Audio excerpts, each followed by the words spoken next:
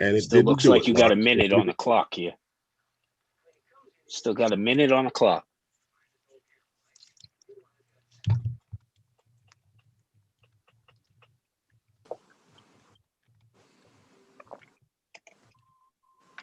I just got an alert that we are live. And we are live.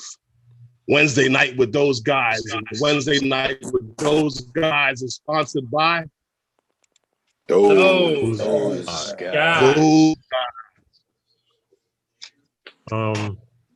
Yeah, To all the funny. veterans The out same there, thing again. thank you It's for funny. your service. It's funny On because Veterans everyone Day. that's in the chat is still here. Salute to them all.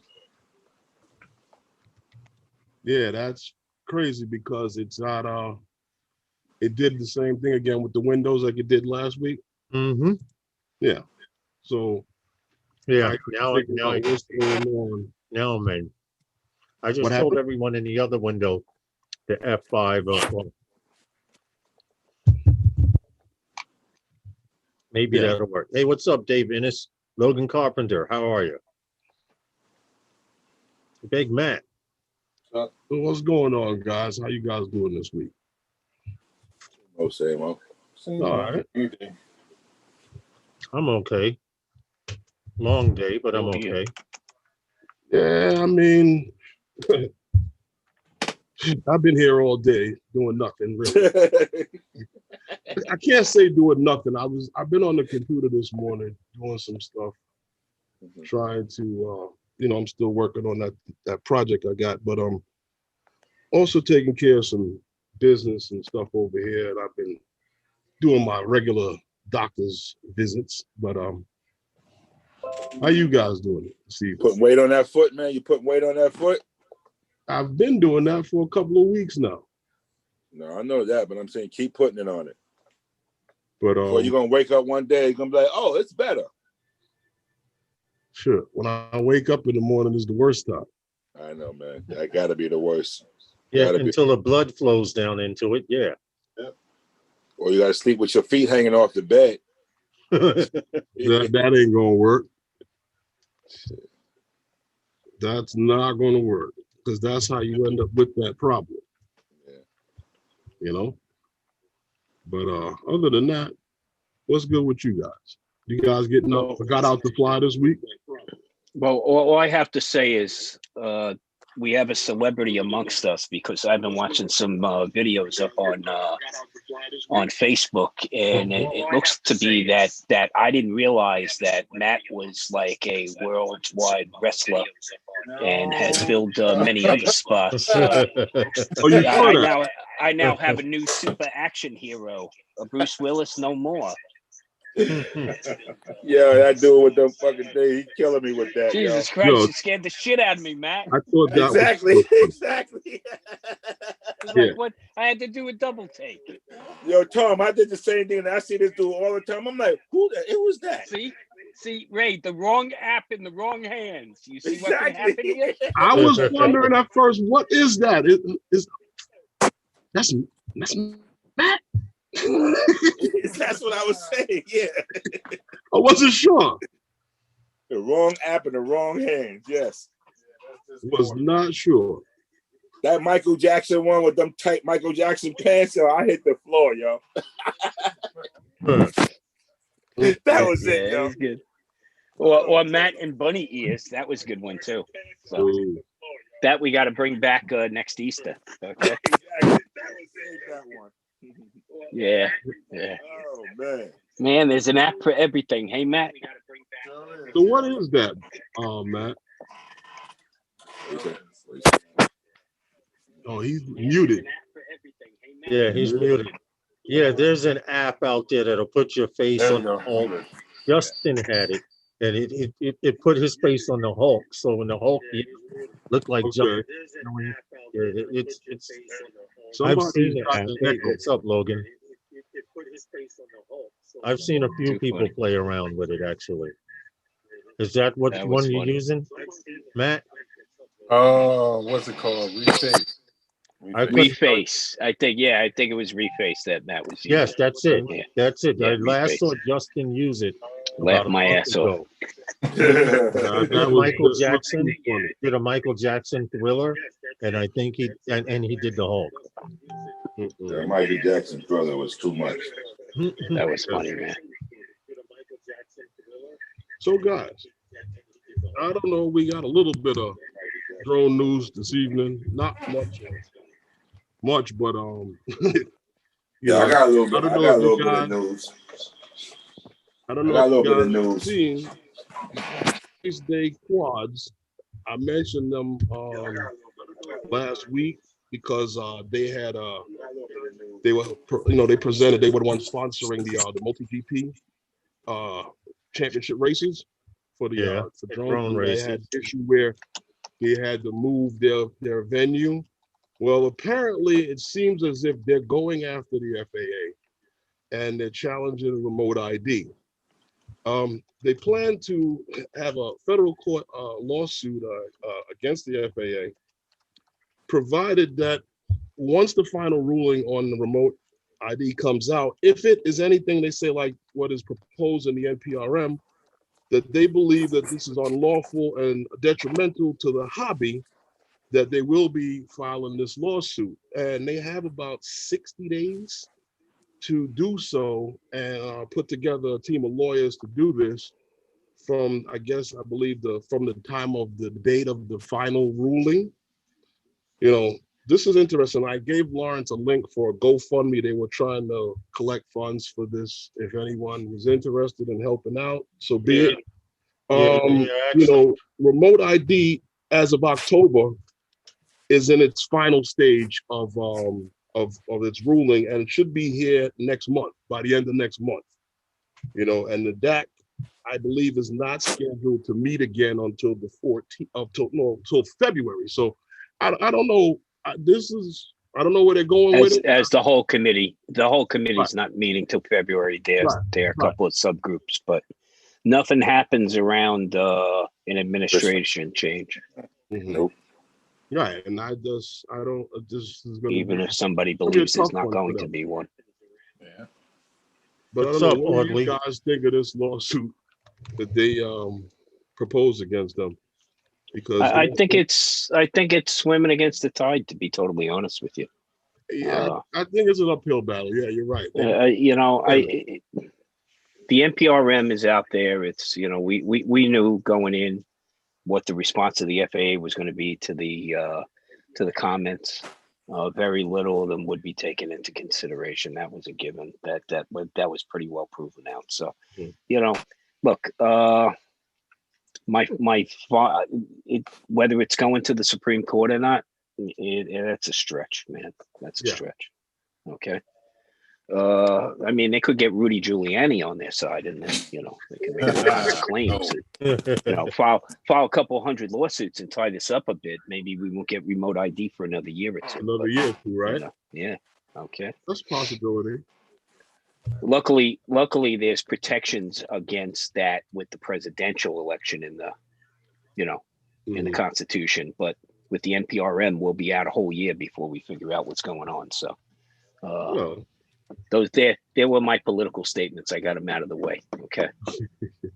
Well, like I said, I think it's going to be an uphill battle for them because, you're talking about working on fighting something that's going to just going to come out and hit you.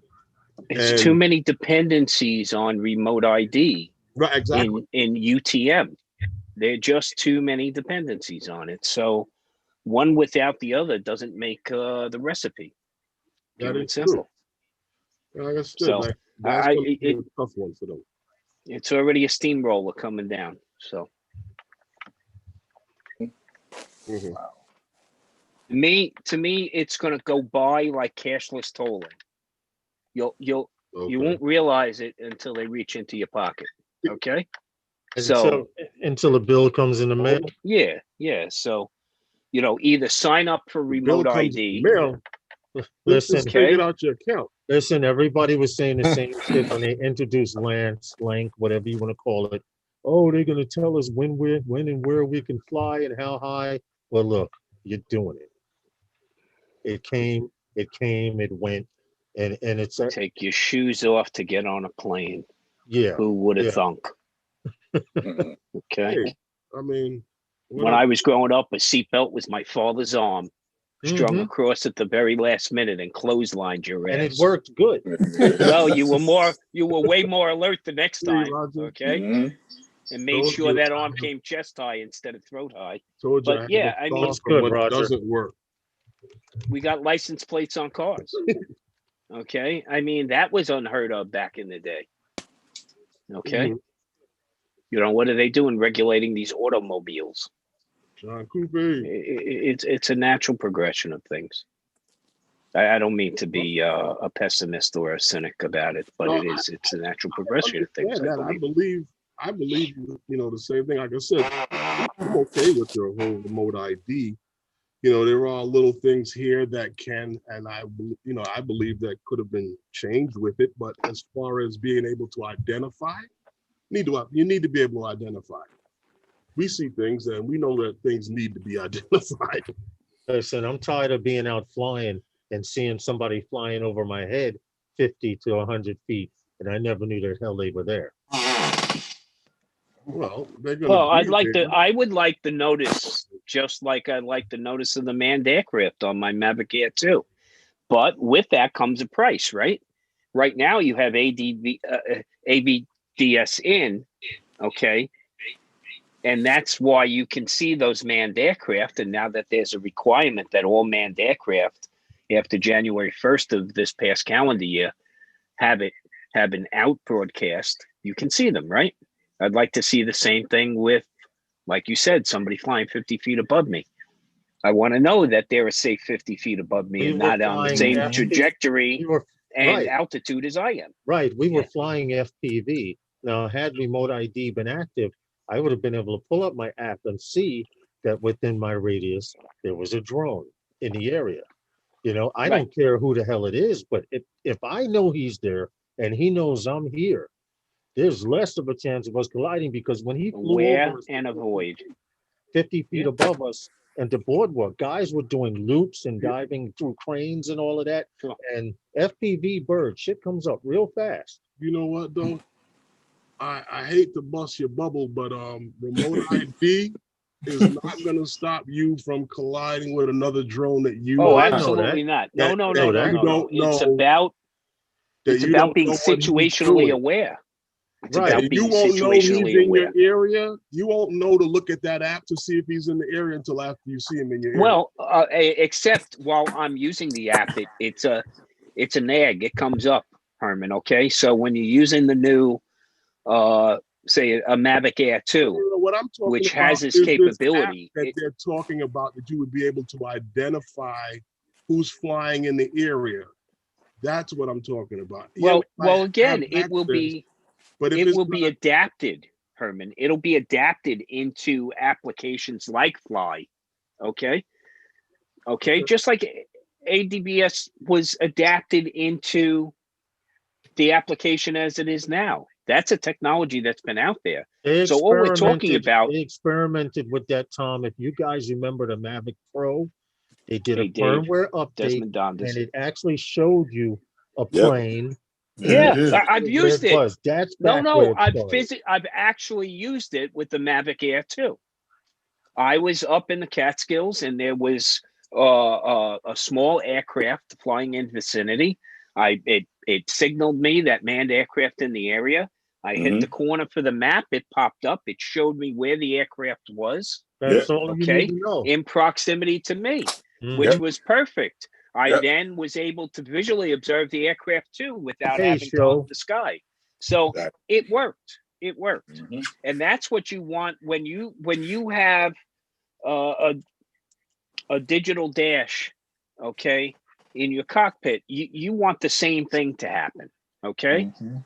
you want to know where everybody is on your map. Mhm. if I'm Okay, out flying you don't want to with a hunt drone, for them in the sky. You want to know where they are in the now if sky. I'm out And flying Herman, with to a your drone point and I'm is, with guys flying with me, Yeah. I know what everybody is doing. If I see Yeah, but we're another not talking drone about- enter the area, Yeah. I'm bringing my drone down because Well, again- I don't know what he's going to do. this would tell you that he's in your area before you probably even realized he was in your area. Okay? So that's where the virtue of this comes. I mean, that I didn't hear the small aircraft, but right away I got the warning. Sure enough, once I got that situational awareness, I was able to move my eyes to that space in the sky. And sure enough, I was able to view it, and then I heard it. Okay? So to me, it's a plus, as long as it's deployed properly. But like anything else, these are systems that then have to be adapted into the software that you're using. Okay. Now, what was it you wanted to say, Ray? You had So Ray said something about some news. No, I was just saying, about these batteries that people constantly complain about they have a problem with.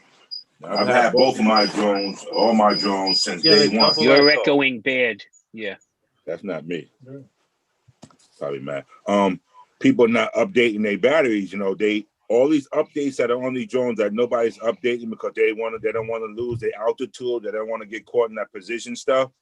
There's an update in these updates for your battery. Battery people are not updates updating them, right. Because they don't read what's in the update. Right. And unfortunately, my boy Angel Perez, the other day, he was by in Red Oak here by the Tesla building. His drone fell out the sky, 200 feet. The battery just went out. Looked it up and finally found out that his battery was not updated. Right. So I'm telling these guys that now they all out there complaining about DJI, all these batteries, this, that batteries, that. All these guys using all that no limit stuff and all that other stuff. This is the problem with their batteries. Not just that, Ray, but there's too many people out there that are not doing the updates that they're supposed to on the firmware by itself. Because like you said, in the reluctance is they don't want to adhere to the guidelines. They don't want to adhere to regulations. They don't want to adhere to get a sign. Just hold it up every now and then. It goes remote ID. What happened? I said you might as well get a sign and hold it up that says remote ID. Talk about it forever. Every time you tell me something, I tell you, don't worry about it. Remote ID is coming. Yep. That's true. It's coming. That is true. I can't wait for it. And honestly, the FAA got a get down or lay down attitude about it. So well, they don't need to. And they're gonna and they should, because there's no reason to sit back and worry about non-compliance. Nope, not at all. Something bad is going to happen in the meantime. Then also all the drones that's not updated. Come December 31st, when that remote ID kick in, guess what? Your drone isn't even gonna start. They're gonna lock out all these drones and force you to I don't know. That would be hard to do. That's a lot of money. That's not hard to do. That's not hard to do. They sent out a firmware update. Exactly. And they'll force you to update or your drone don't come on. That's not hard at all. Just like right now, right, Tom, and you know this with that new Air, with that new Mini, you can't even start that drone until you update it, till you activate it. That's correct. So they're gonna push you now. Watch, I'm telling you, that's gonna come next. I believe but that. DJI's been doing that anyway for a while. You can't fly this shit until you activate it. No, but I'm just saying no. But the thing is, what's going to happen is you have to have an active account on DJI before that bird takes off the ground. You're going to fall out of compliance at some point with firmware upgrades where the bird won't launch. That's what Ray's saying. That's what I'm saying. Right. So they're going to get smart enough to say that if you're this many revs out, you ain't taking off. Or they'll say, hey, we'll let you take off all you want, but you're never going to fly more than 600 feet away from that controller. Exactly. Nor more than 200 feet high. So you'll make a decision as to what you want to do, or there'll always be a segment of the population out there that's going to turn around and hack their bird. Okay? Yeah. The problem with hacking these is there's a cybersecurity issue that's at risk there. Okay. So that becomes extremely a vast crevasse of exposure that in the drone community would be devastating.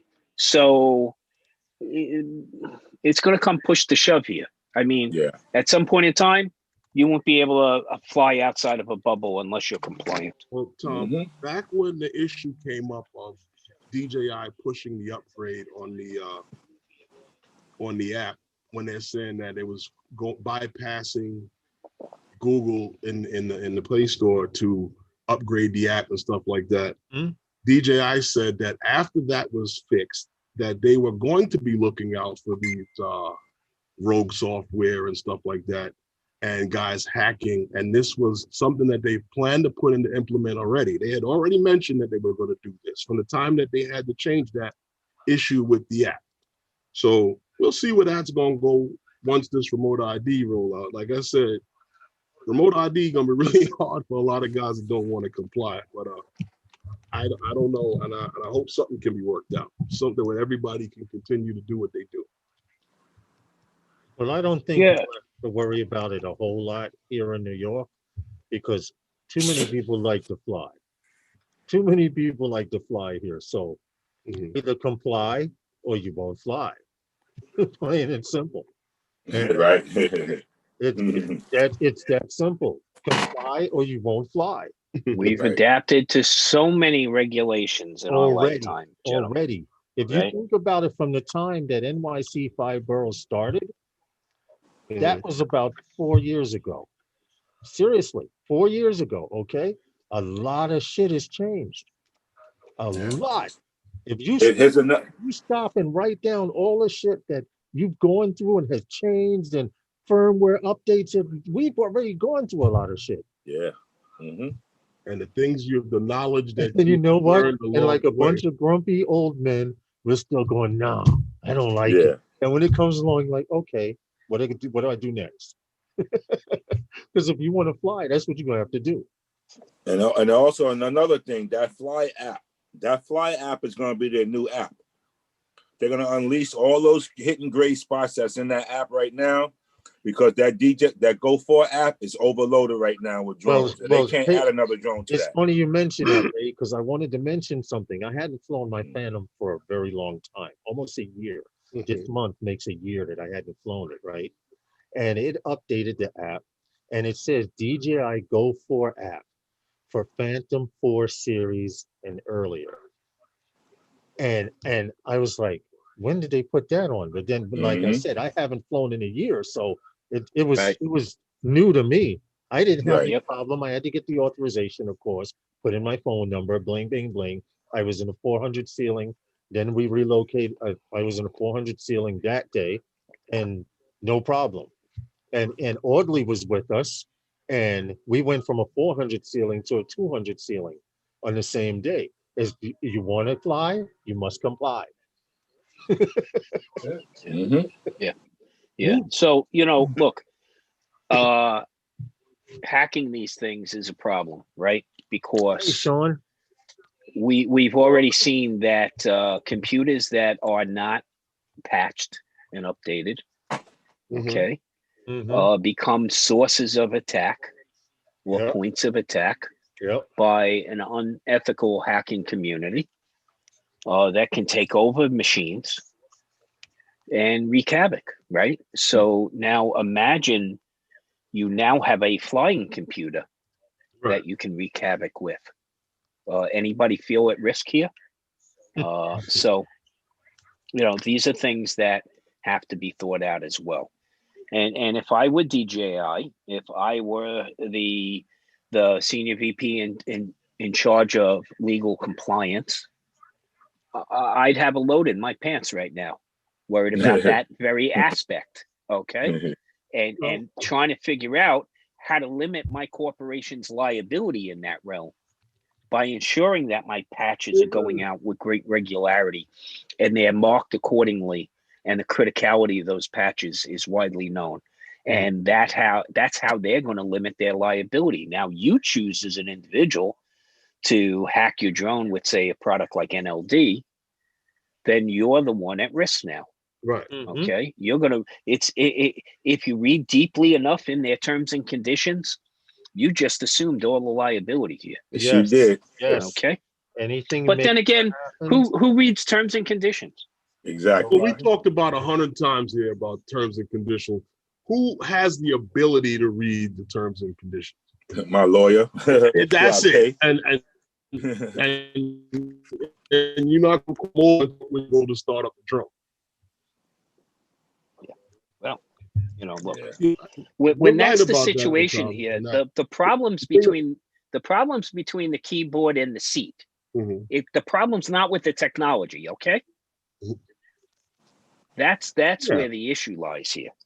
I mean, look, if you're not, look, Ray hit it right on the head. Part of your pre-flight, we talked about this Sunday, part of your pre-flight has to be ensuring the safety of your aircraft. Yep. What do we all hate? And others. We're on the flight line, we want to take off, we get that firmware update notice, and we're going, oh man, how long is this going to take? Look, if it's a battery update, you're Which a is fool why today. I You're a learned, fool today for not updating. No, which is why look, I learned Lawrence, before you leave the house, you're supposed to I've done that. Still got out there and got a And there's warning. an You know update. why? get out of here. Because you did a firmware update. You have 5 damn batteries.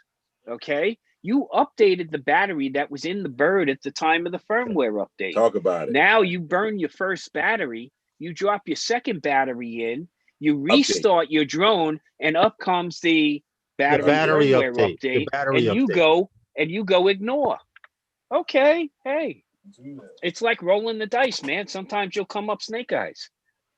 Okay. So that's what Ray was pointing out before, right, Yeah. Ray? I mean, That's all I was saying. Yeah, that was my point exactly. Yeah.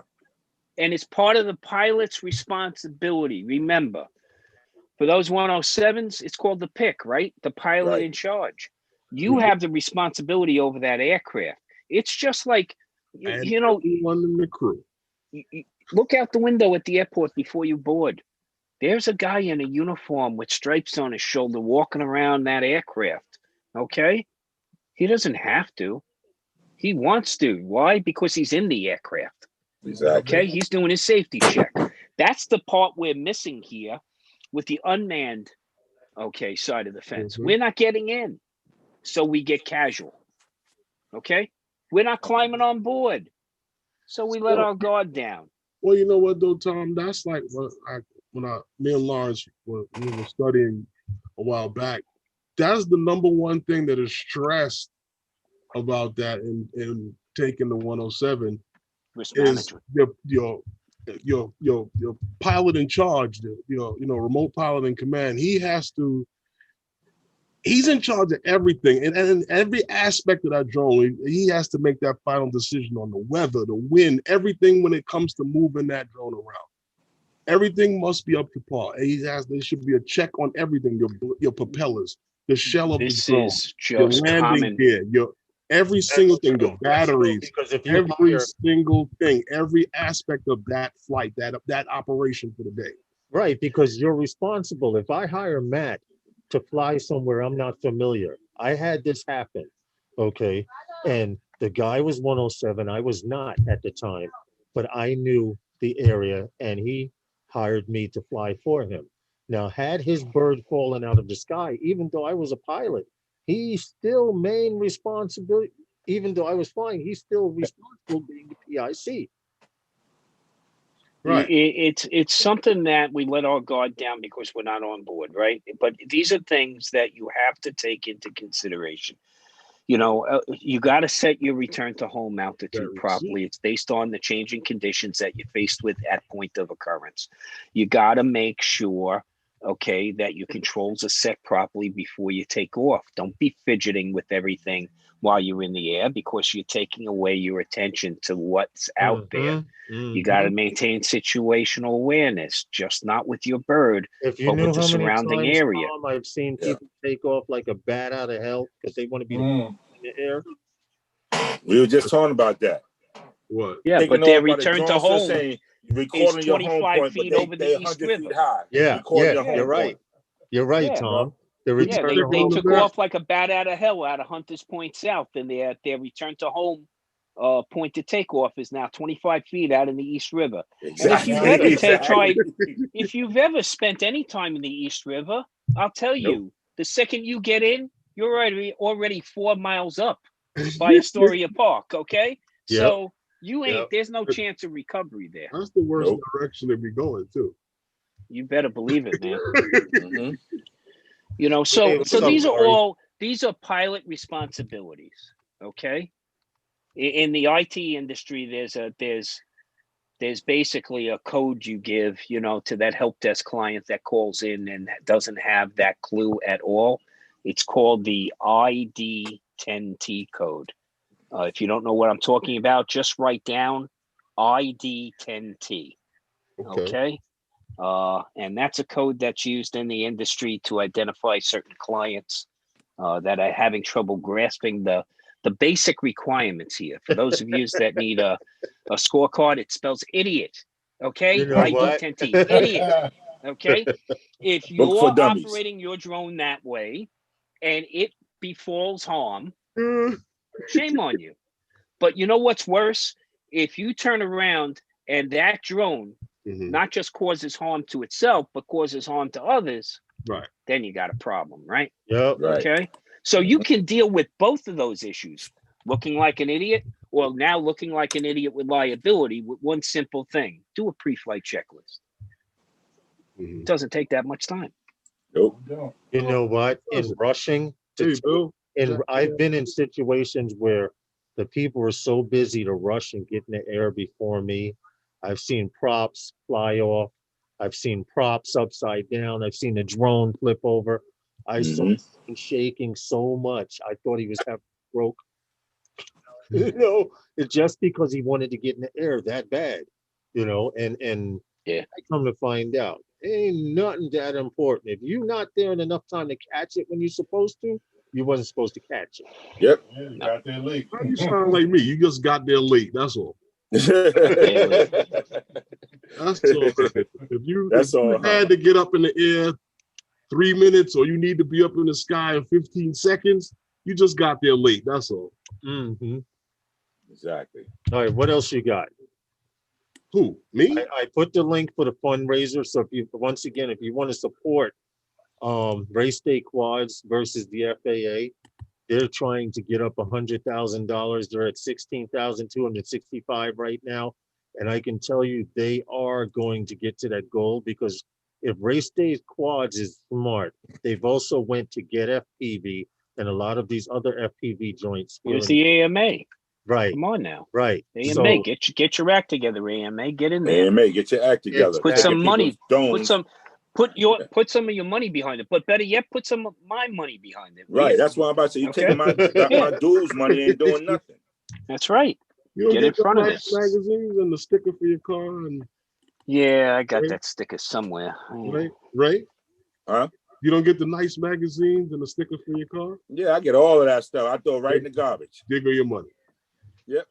And that's why I said this is my last year. They ain't getting no more of my money after this year. After I saw that, I do it, Ray, because first off, the $2.5 million worth of liability insurance is good if you just that's why I would keep it calm. Okay. But also there's a for me. great club out in Vegas, the Las Vegas Soaring Club, and they're a real AMA club. I mean, $25 dues a year. They give you the combo to the lock. I mean, you're out in a beautiful area, unlike some of the clubs here where you got to be related to somebody. Tom, you got to be related to somebody. You have a key. You go in the park, and someone in the place that you're a member of tells you can't fly there today. Well, yeah. Well, you got a key. You got a key to the park. Yeah. Okay, Paul. The only problem is there's so many other bugs and animals in there. All right, Paul. Take care, Paul.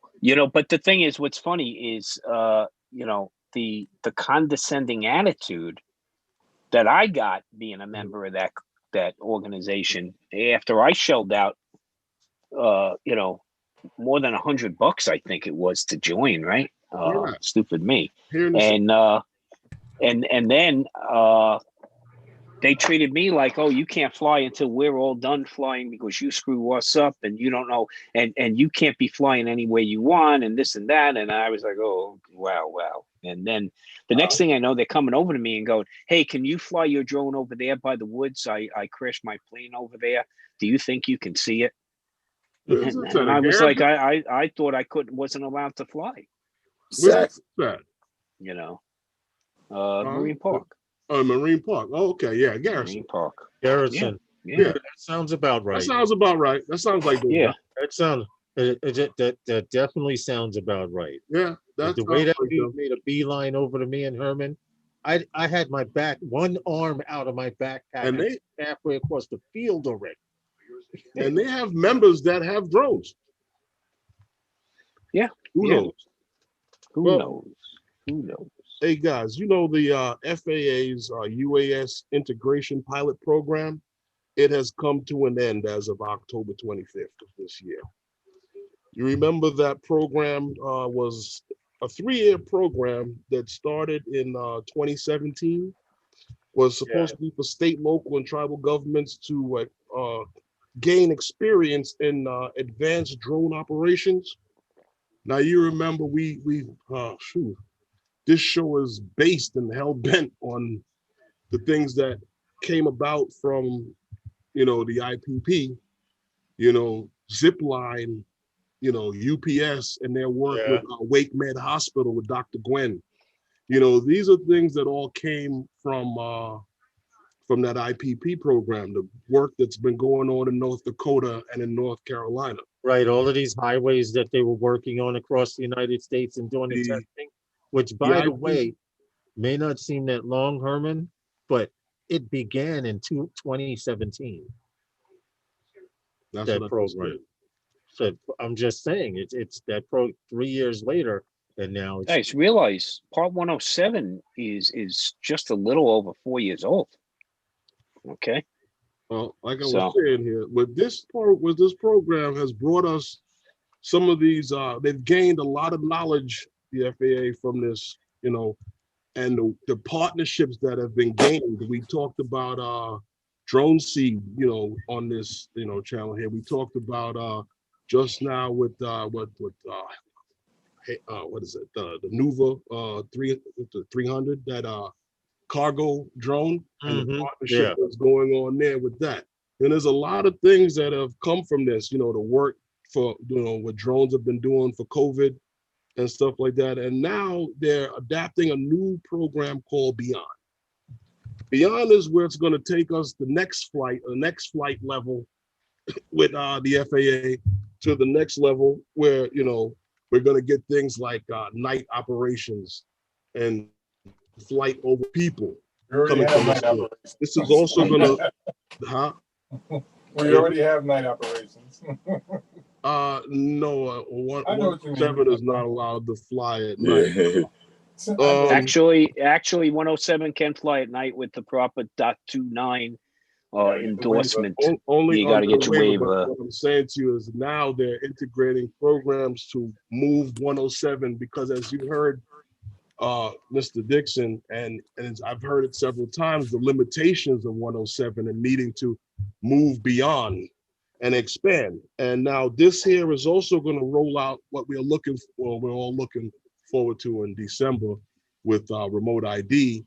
And this is also going to bring about the UTMs that we're going to be using for traffic management. So so this is the natural progression of things, right? Exactly. Yeah. This is going to take us to the next level.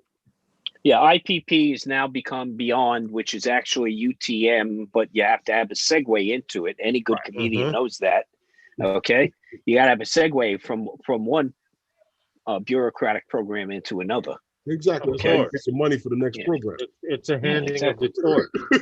That's right. It's a handing of the torch to the next level. Man, I got to get one of these consulting jobs. Really? Yeah, I mean, you would be good at that, Tom. Very knowledgeable. I'm sure you'd be bored to freaking death because you'd be going to so many freaking meetings. He call his own shots, time and everything with some of these positions. I want to be bored to death with retirement. I really want to get to that point, okay? Let me get to that point first, okay? Let me get to retirement first, then let me try to get bored with it, okay? Oh, okay. Give me a challenge, baby. FYI, for you gamers out there, real quick, for you Xbox gamers out there, Xbox launched their new consoles today, and they opened up with the light show with drones, which is nothing new, but Xbox has been into it for a while, and being that the Drone Racing League and these other people are trying to get Xbox and gamers into it, I thought I'd kind of mention it really quick. You got a video on it? I could pull it up. I could pull one up. What you Yeah, it got? was on the stream this Show morning. them what you got. Show them, show them, Give me a show few them. Show 'em what seconds. you got. Let's see. Xbox. Thanks for that info, Ryan JL. We put up an FYI that the this year's Drone Leadership Conference by CUNY School of Journalism is next week. Okay, Okay. and Brendan Schulman, the former FAA attorney, former FAA. I'm sorry, Brendan Schulman is DJI's legal VP for policy, I believe, and then the former FAA attorney Loretta Alclay and FAA Administrator Eric Amend is going to discuss the latest local and state regulations. The National Press Photographers Association has been active in this arena as well. And in fact, they had a seminar last year at the CUNY School of Journalism. So hats off to CUNY and their leadership in this arena. All right. All right. As I was mentioning before, you know, anytime you hear about a school being involved in anything drone related, UAS, anything like that, I love it. Anyway, this is Xbox's launch. I don't know what country it is. Someone forwarded it to me, and because they don't fly drones and they know I do, they thought that this would be interesting. And I wind up looking, I was like, all right, Xbox is doing their thing. My question is, there's their logo, and that was the big thing of the event. The fact that these drones went up and did this Xbox thing. You're starting to see a lot more stuff like this, light shows. And this is their new Xbox. It looks like a cube. Yes, it does. That's exactly what it is, a freaking cube with a couple of terabytes of data in it. But that's about it. I just thought I would bring it up only because someone had sent me the video and I was like, I had no idea, or else I probably would have watched it because I did get the alert for it. Okay. And I was like, Xbox sending me, you know, but well, they did it in the middle of the night, wherever they launched that first. But if you want to watch the whole video itself, here's the link. Right here. There you go. Okay. That's it for me. Okay. So, so I know you guys have all seen now this thing here that came up from Sony. And it seems like Sony's getting into the drone business because they've announced this thing here, Airpeak. Now, from the articles that I've seen, there's not much going on here, but it's just to spark your interest in what may come. You know, everybody is familiar with Sony and their world of cameras. They're like the king of camera sensors. And I know Ray likes that CMOS sensor that they got. But you know, their sensors seem to show up everywhere. And why not Sony into the game? I mean, if somebody can, if they got the, you know, the ability to make a flying platform, we know they have the ability to put together a camera. I just realized something. I'm looking at this video over and over, and I'll stop at exactly where I noticed it at. But right about here. Oh, shit, I didn't. Oh, this is on their site. You can't pause it. Oh, wait a minute. Yes, you can. Hold on. There's the pause button. It's going to loop back over. Again, I'll pause it. I'll pause it at the point where I didn't know to stop. Right there. Hold on. This arm. It's textured. I was looking at the texture of the arm. For some reason, DJI has me looking at other places on the page because you know how they introduced the Osmo to us when they introduced the drone and all of that. And I've been looking at this over and over and over. And this grid system here, wait, there it is. Oh, that's what it is. They won't let me pause it. And hold on. Let's see if I can slide the picture up. So right here. This is definitely graphite. Whatever it is, it's some kind of graphite finish. Yes. That's a possibility. That's a strong possibility. You're talking about carbon fiber. You're looking at that's what I meant. I'm sorry. That's carbon fiber. It's a possibility. It's a possibility. You know, but it's only speculation because no one has any specs. Look, the speculation is simple. Sony, Sense of King. Herman said it. Right. I'm waiting for it. Okay. Well, we've seen, Dude, get into a relationship with DJI. Put a damn Sony sensor in a DJI already, will you?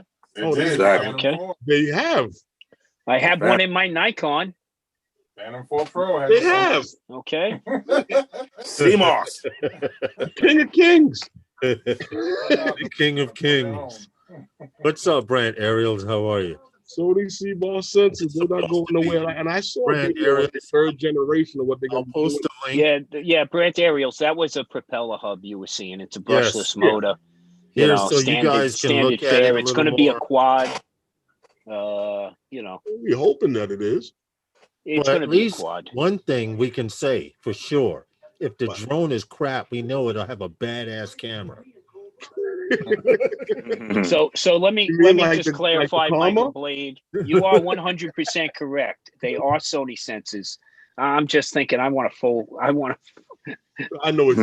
frame sensor. You know what? In a DJI product. The Matrice 200 has the full frame. Yeah, well, you know what? It's hard for me to carry that sucker around. Okay, I'm getting. You see what Show put in the chat? He puts the right manufacturer with carbon fiber would allow Sony to shoot below the 250 gram and come in after the. Not with a large enough sensor to make a difference. I don't think. Okay, or to have any decent sized camera on it, Show. Nah. You need a Phantom class or bigger.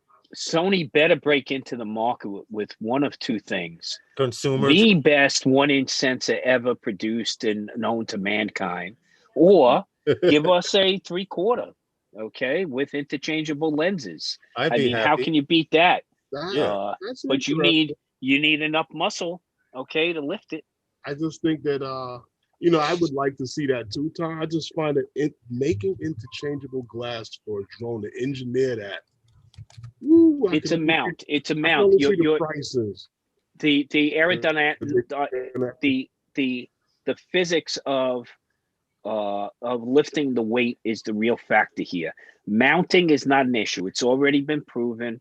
Right. Okay. You can mount with the line of lenses already available. The X series lens is already available. Okay, on Inspires, but give me something on a platform that I can fly quickly and easily get up in the sky and choose the right lens for the right job. Okay, I get that, but what size platform are we talking? Well, we're talking about something probably a little larger than you. We're probably talking about a Mavic 3. I told him this size. He can't help himself. Look at that. Okay, I have size envy. Look at that, man. Okay. Look. It just warms my heart to see that Nikon, Ray. I know. Okay? I saw your face light up real quick. I was like, okay. You know that, man. Okay. Oh, man. And they're mirrorless. I'm glad I waited for the Nikon mirrorless to come out. I'm so satisfied with that camera. Yeah, me too. You know, so and they just released the Z5. Okay, they got the Z50 out there, so they're in the game. They just got to make some more glass for me. That's all. Like my budget can afford it, right? So right. I got that Mavic 3 money just sitting there going bad, bro. I had to go buy two e-bikes, okay, to satisfy my needs. So yeah, I'm like, Christmas is coming. If I don't have a drone, I got to buy something, you know. Well, what else they got coming out? They're gonna probably drop something else for Christmas. Come on, we're waiting for their FPV. They have one shop, like they just don't one stop shop FPV. It comes home if I get in trouble. Hey, Tom, really quick, is it true Sony cameras user interfaces are bad, or is that personal preference? No, it's personal preference. Look, I'm a Nikon shooter from way back, man. Oh yeah, that's been a complaint to some people. Look, it's like your wife. The right places to touch at the right time. Okay, so. That's what it comes down to in a camera body. It's my familiarity with the Nikon. Eyes closed, I can tell you where every control is, and it really doesn't change much from camera body to camera body on the pro level. Okay.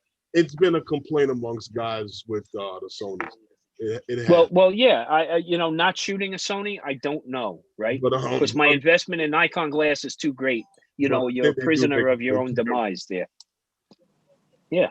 Well, that's, you know, that's what it really comes down to today. It's all really, look, you got sworn avids of Canon. Okay, the same thing on the Nikon side. You got Sony pros out there that wouldn't shoot with anything but. Right. It's what you become used to. And look, there are problems with Nikon interfaces too. There's some quirky stuff that goes on there, but you live with it. You deal with it. It becomes a nuance after a while. So I really think it comes down to where you put your money. Where, you know, if you're already invested in Nikon glass, it's really hard to move away from. No, that's true. You know, they're smart enough to know where how to keep their loyal fans loyal. That's true. Canon nailed the user interface. Canon's got a very good user interface, no doubt about it. Is it perfect? No, it's got its flaws too.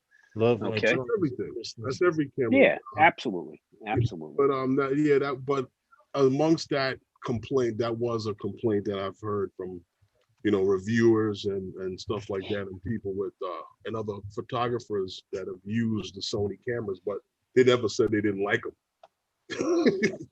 Show says, I love my Nikon glass and its availability. Right. That's the thing with Nikon. Nikon is available. It's, you know what? They've been around so long. Well, let's hope they when stick around. Okay, everybody's Well, having problems today, so yeah. Nikon is definitely having some issues. Well, they did. I think it was a lot Hey, of Ed, last year, and was it? Yeah, I believe last year we're waiting for some camera, but you know, Nikon, they've been able to stand the test of time. I've seen them from 35 millimeter, and there's a lot of people who are no longer around now. So I shot with Nikon 35 full frame. I mean, all the way back to the 70s, bro. So that's what I'm saying. it's I've dragged these things through some really bad situations. Okay, I had a teacher that those used of to you that pull know one what out line of work I everywhere. do, know I've dragged these things through some hideous situations, Mhm. and they performed. You know, we say we on the job, and then myself were early adopters of the D series when the D1 came out, and we those were on the rubble pile. 9/11. Nikon had given us a bunch of bodies to use, and you know, they put up with some horrors, man. They got dragged around, they got knocked around, they got kicked around, and they still performed. Okay, you look at that, you know, a Nikon D6 today. You know, you can feed a family of 4 for a couple of months on what that camera body cost. what's Okay, up, Eddie Nunez? and but that thing's a tank. That thing's a war machine. Okay, that's a magnesium body. That thing's, you can bring that into a war zone and have it, you know, have it get hit by friendly fire. It's still gonna shoot for you. That's the thing. Okay. So that's, you know, you pay for what you get. Really, it's what it comes down to. I mean, I you know, just the picked good up thing is, yeah. Go ahead, Ray. I just picked up a D610 just for a backup camera. You know, I got it real cheap for like $350, man. And this thing, believe it or not, Tom, this thing only got like 6,000 clicks on it. Yeah. Well, you know what? I was surprised. You got to figure these cameras, even at that lower end, Ray. Those cameras are good for 200,000 shutter clicks. Easy, yes. Yeah, no problem. And then if you talk about a camera like at the D single digit range, right, the top of the rung, you're talking about easily 350 to 400,000 shutter clicks out of those. Okay, but they're workhorses, man. Yeah. But Nikon, I just wanted a backup backup camera. I didn't want to be using this one constantly swapping lenses off and on. So I figured I'd keep, like, you know, like a 35 or 55 or 50 on that lens, and the other ones on the other one, you know, because taking them things on and off. I'm at the point, Ray, now that, you know, I'm shooting mainly for my own pleasure kind of deal. So exactly, you know, I'm on my Nikon Z6. I have a 24 to 200 millimeter mirrorless lens, Z mount lens. And then on my, I have a D500 as a backup. That's a great camera. That's still a workhorse, and it's sought after. People keep making me offers on that camera. That's a great little camera. It's a little. It's not that little though. But that thing I have a 28 to 200. Actually on that one I have the Tamron. I believe it's 16 to 300 millimeter because that's a crop sensor. The D500 is a crop sensor, right? Oh, okay. Okay. So that's got the 16 to 300 millimeter. So if you would, basically against Good a night, 35 flyby millimeter, guys. Thanks for that would coming be a in. 24 millimeter to Appreciate you. 450 millimeter lens. So Hold on. I'm about to blow Eddie Nunez up. Yo, Eddie, how are we supposed to fly together if you got me blocked on Facebook? I'm just saying. How are we supposed to fly? I can't contact you, man. Oh, Eddie, did you get out there to shoot those? He got out. He said he was along the out there beach? today. Yeah? He said he was good out for here you, bro. today flying this I morning. know he's been wanting to do that from after 7 he to saw 10. your stuff and Anthony's stuff. Yeah. Yeah, from 7 to 10. I was just telling him in the chat while you guys were talking that I have I flew FPV and camera because I took my Phantom 4 Pro out, like I said, for the first time in a year. It felt good though. Just cruising down the beach back at, the seagulls were like, I How haven't did that seen work? that one in a while. Huh? What happened? How did that work? Converting back to a camera drone. How's it work? I move a lot smoother. Well, he was sitting in the El Dorado with the seat kicked back. But you know what? You're right. And just the one hand up on the wheel. Tom, okay. That's what it's like, right? It's the wind was perfectly calm. FPV. The wind was perfectly calm, and I was actually able to do a hyperlapse the way we used to do it back in the old day with video and not pictures. Yeah. And the wind was so calm, I was able to hover stress-free. I got the shot I want. I took a 3-minute clip and shortened it down to 30 seconds. Not the one that I showed, but I have a better one than that. That shows the guy riding up the beach. He dumps the rocks. The guy empties the rocks, and by the time he finishes that pile of rocks, another truck pulls up, and it almost loops through. But it came out pretty good in 30 seconds. But honestly, Matt, it did feel good. It did feel good because you know what? With FPV, I can take my hands off the controls, but I got to raise the throttle so that it's climbing. Because if I don't, it's not going to hover. So if I want to change direction, if I'm facing this way and I want to turn around that way, I'll actually fly towards myself and raise the throttle, lift my goggles up and turn around to the direction I want and put the goggles back down. With the Phantom, I just stayed in one direction. The whole time. So, but I tell you, I did enjoy it. I really did enjoy it though. So there was a feature that that in the latest firmware for the Mavic Air 2, I just got to experience, and it's really awesome when you think about it, because you know how when you're flying in normal and you switch to sports mode, how she drops down on you, the camera drops down because the bird's taking a whole new angle of attack, right? Well, in the latest firmware now, it doesn't do that. So you can seamlessly go from normal into sports mode and back. Thank you, Eddie. Without the angle on the camera changing at all.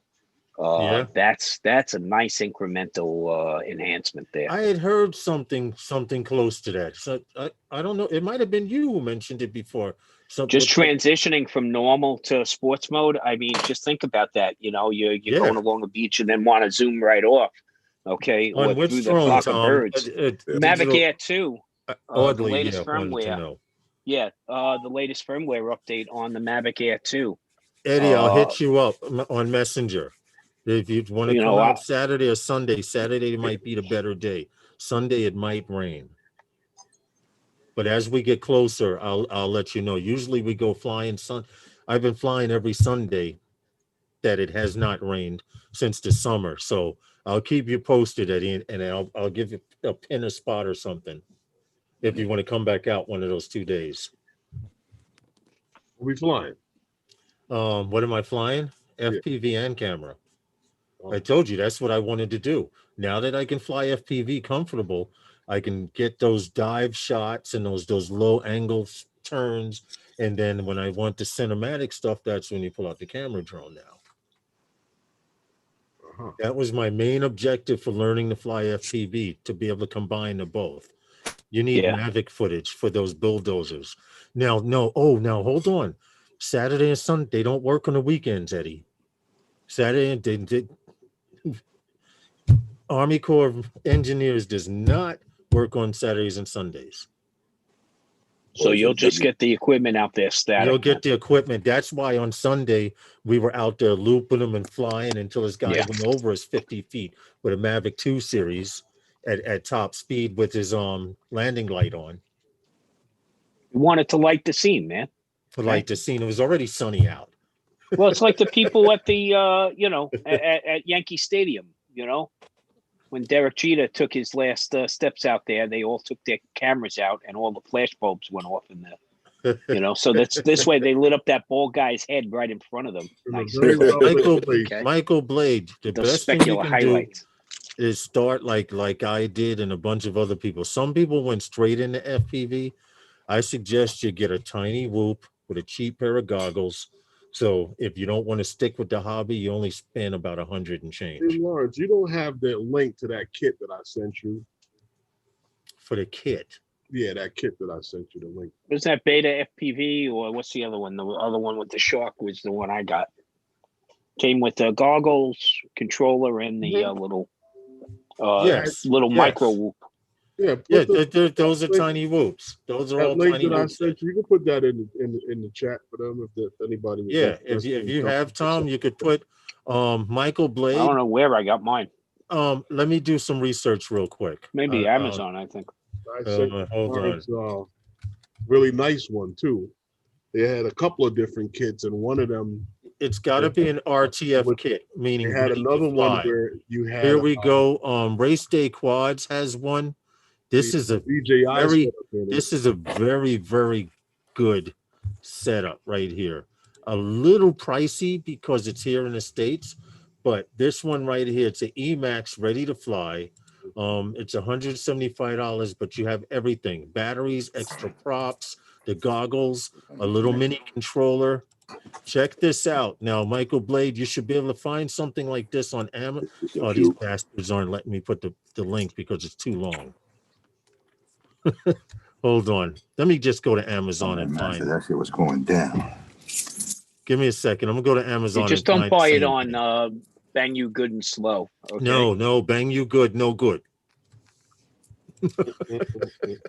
Bang You Good. The only thing about Bang You Good is that they are slow. So maybe sometime next fall you'll get it.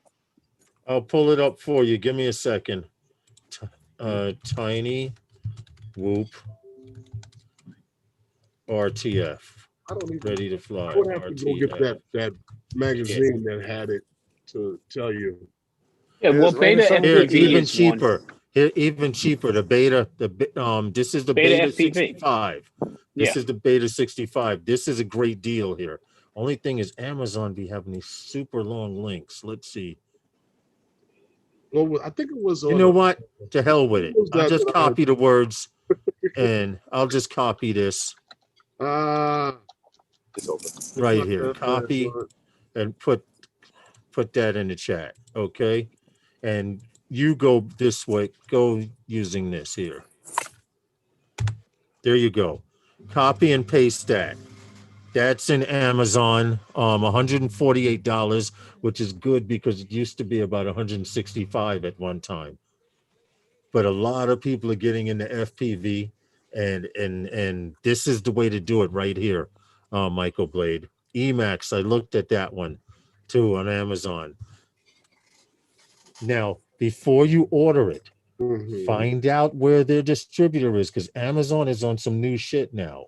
They will tell you, because you're a Prime member, you can order this, and this, right? And they'll say you can get it within 2 days. And then what they'll do is you'll put the order through, and this will come in 2 days. and this piece here will be rescheduled because they're ordering it from outside the United I don't States. have that So problem. just make sure it's from a dealer here in the United States, Michael Blade, and you'll be okay. Digital Kite, Audley, thanks for coming in and hanging with us, man. We appreciate it. That right, that which is brush motor. Oh, correct. You want brushless. That's true too, Michael Blade. Brushless, not brushed. Well, you're not going to get brushless at the $100 mark. No, you're not. That's It's where you not start gonna. hitting It's going to be at the 200. $175. You just Yeah, start hitting at least. $175. I and got higher. I got the Makefire micro FPV. It came with the tiny whoop, along with altitude hold, 1 key return. But 1 key return is only good if you are still have visual on the bird. Yeah, Otherwise, it's yeah. going to try to go Because through if the it wall. takes off in the wrong direction, Yeah, and it flies pretty well. I've already annoyed the wife numerous times. yeah. with it. Michael Blade, just make sure no matter what it is, it's brushless. It's the motors have to be brushless. If they're brushed, you're wasting your money. You can dent them, you can Well, bend a for rod. that price, Yeah, at $100 you're getting It's not- at $100 you can do fine, okay, with brushed motors. Just one thing you don't do is buy 10 batteries and fly them one right after the other, Yeah. because you'll burn out the Yes, motors you by will. the third battery. Yes, you So will. what you do is you buy it first off. Okay, at $100, Eddie, I got you on Facebook. You're getting a battery, okay, the goggles, which worked surprisingly well, and the controller, and you fly it for 4 or 5 minutes, and you charge it for half an hour. You fly it for 4 or 5 minutes, you charge it for half an hour. That's just a fact of life. Yeah. Now, if yeah, you yeah. want to spend by the time you're done with that brushless one, you're up about $250. Okay, because you just bought yourself some batteries too. Okay. Here's one. This is brushless, $176 from Get FPV. Get FPV. Get FPV is in California. They usually get me my stuff within 3 to 4 days. So here's one right here. And this is brushless. This one right here. Emax Tiny Hawk 2 micro brushless. The bundle. It comes with the goggles, etc. Get FPV. Eddie, where we going next, Eddie? Got to pack the car, Eddie. Uh-oh. All right. I set up a route for me and Eddie to take one day, and the Tiny Hawk 2 is good. It is a decent drone. He got nervous. If you can get brushless. Yeah. What was that, about and a that one's 250-mile drive, I think. Me and Eddie were going to drive around all upstate trying to get as many oh, that's takeoffs right. as we could. You guys in the e-bike gang. Uh-oh, look out. Yeah, but I'm a lot more mobile than Eddie is. Eddie can only take one bike with him. I've already worked out where I got both bikes on board. So. Oh, wow. Yeah.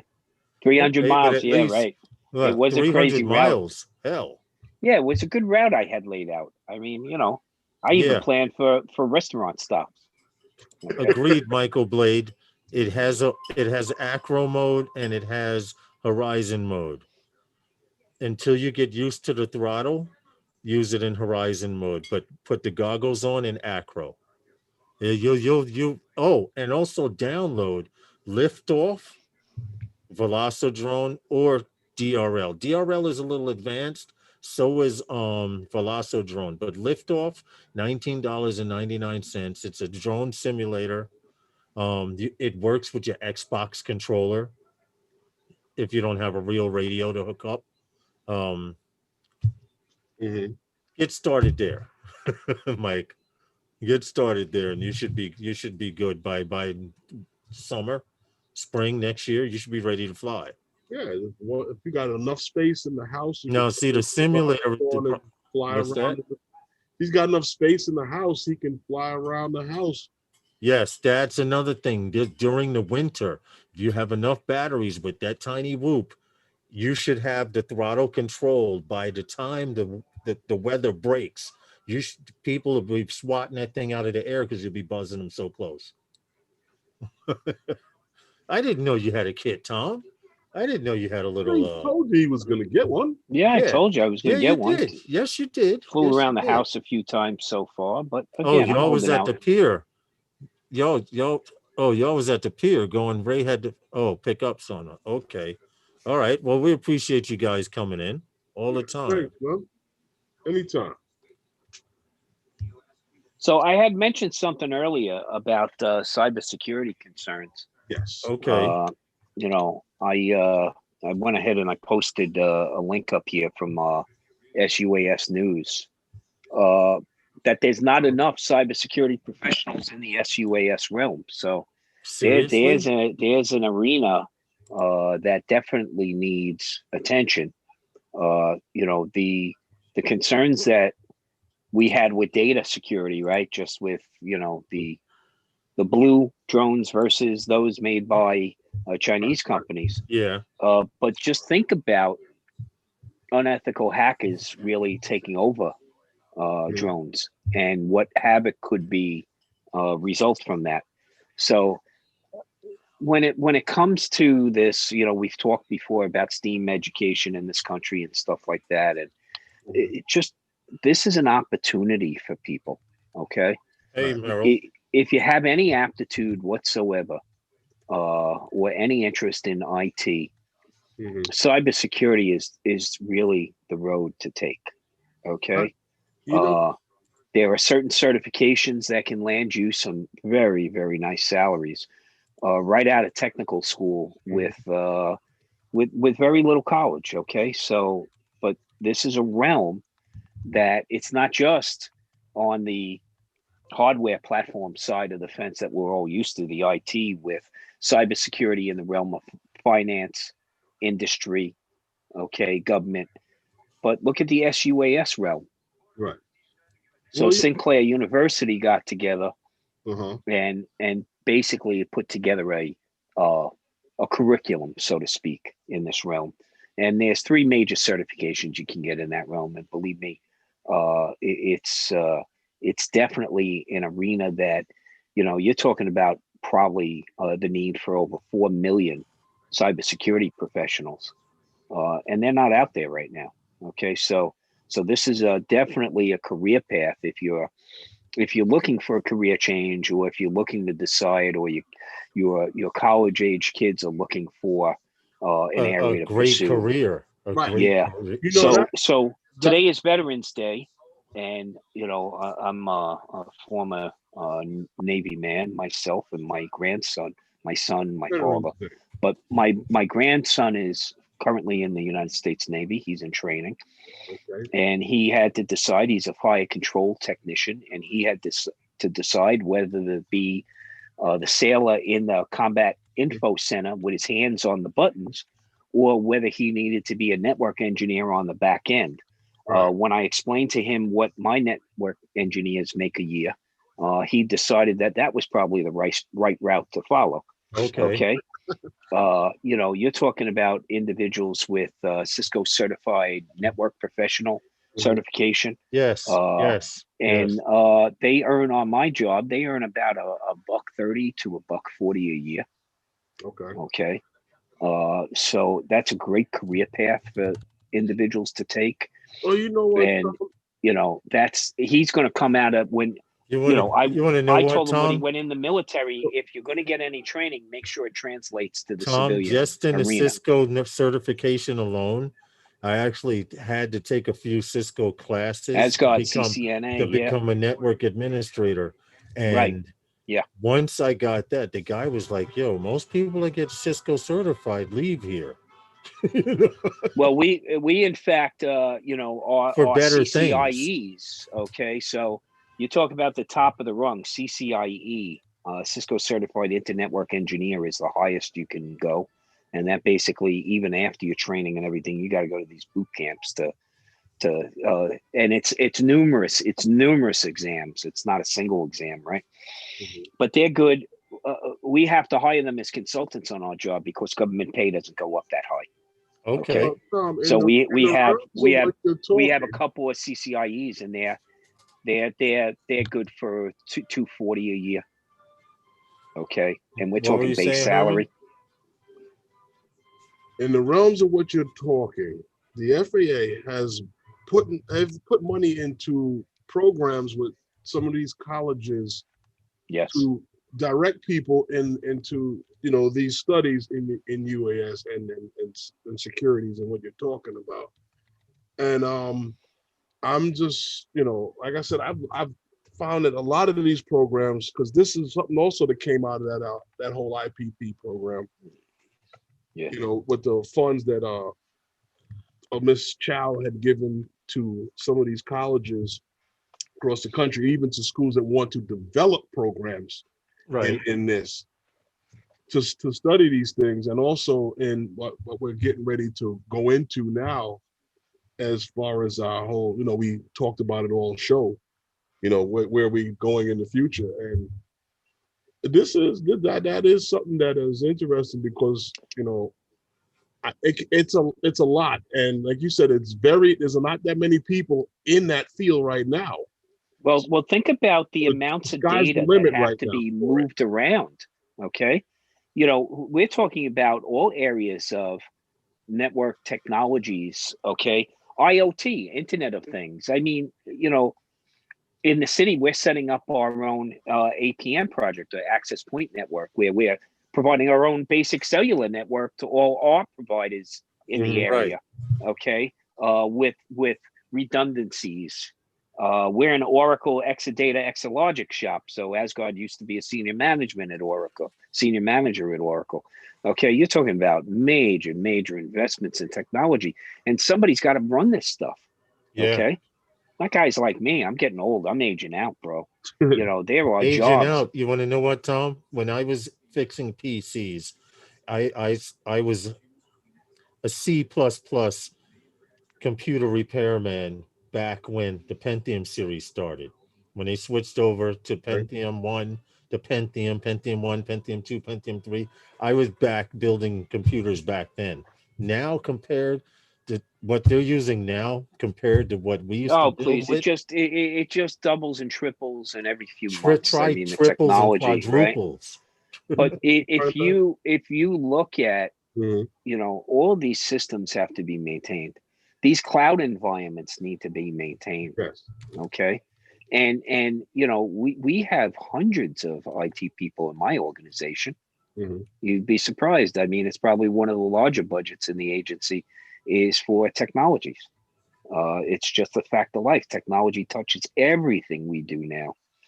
Okay. You work for the major carriers. You work for any of the financials. You work for these are arenas, by the way, pretty resilient arenas also. Just think about what's happened here with COVID. Okay. Mm-hmm. One thing I can tell you is all of my staff are still employed. All my staff are still working. All my staff are fully engaged. And 80% of them have been working remotely since March. Mm-hmm. Okay. That's a level of resiliency. And in IT, remember, you have to be able to work remotely. Mm-hmm. Okay. So during a situation like this, IT, again, was another hedge against unemployment. Mm-hmm. If you had an IT job, more than likely, you're still gainfully employed right now. So it's a realm that if you're thinking about a career change, or if you're thinking about what's a good area for my kids maybe to start to explore, definitely technologies. Technology, the whole STEAM. Technologies, nanotechnology is another major field. Because just in my line of work alone, I've seen since I was an apprentice, the change in the industry as to the way we do things, the way things are installed. And we learn something new even from tragedies. Yes. Like Sandy, like Hurricane Sandy. Do you know how many services we've lifted from the basement to the mezzanine levels of buildings? Oh, absolutely. Absolutely. I mean, keeping your generator was trash. Insane. Well, think about all the copper underground. Most of it we owned. Okay, because why? We used to have the telegraph and telephone system go into every firehouse throughout the city, right? Yeah. Well, what happened with Superstorm Sandy in southern Brooklyn and southern Queens? Wiped out all that copper.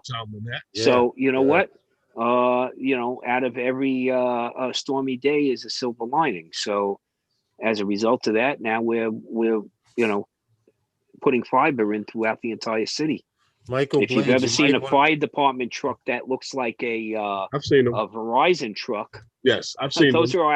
Those are our outside plant engineers. They're out here heavy. They're Them and Fibertex. Verizon are out here heavy. Yeah. By the way, Verizon has to get easement from us. We don't have to get easement from them because we've been down in those manholes since 1898. I think there's a city agreement with the New York Telegraph Company, by the way, that gave us rights underground. So, but you just look at the technology and what's happening, and just IoT, Internet of Things, everything that everything needs to be connected at some point in time. So great arena to look at. You're right. Click that like button, guys, please. Okay. Hey, Tom, you know what's crazy though with that? If you go back and you look in the electrical code book for the state and for the city, there's so many things in there that when you read it, you're like, wow, I didn't know. And it's still to this day, like when you're talking about with that.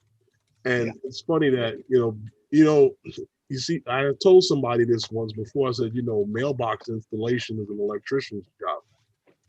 And it was like, how is that an electrician's job? And it all goes back to the fact that if you look at the old mailboxes throughout the city, they had a call button. The mailman would, when he put your mail in there, he would buzz you to let you know that your mail was there. Yep. We installed that. I'm just hoping that, look, the big thing we've learned out of all this, especially with COVID, is that we were unprepared for our kids. We were unprepared for remote learning. We were unprepared to provide everybody that needs connectivity, open access, ease of access. Okay. These are the things that have to be struggled with now. I mean, when you start talking about, and now if we relate it to the drone environment and the cybersecurity aspect I brought up, is just think about all that data you're moving. Okay. You're moving some significant data. And now these drones can be used for a wide range of things, right? We can use them for inspections. We can use them for search and rescue. We can use them for traffic monitoring. We can use them for, there's just a whole list, the logistics of moving product and all of that. But that data becomes extremely, extremely valuable. That's the one data, I have. Okay.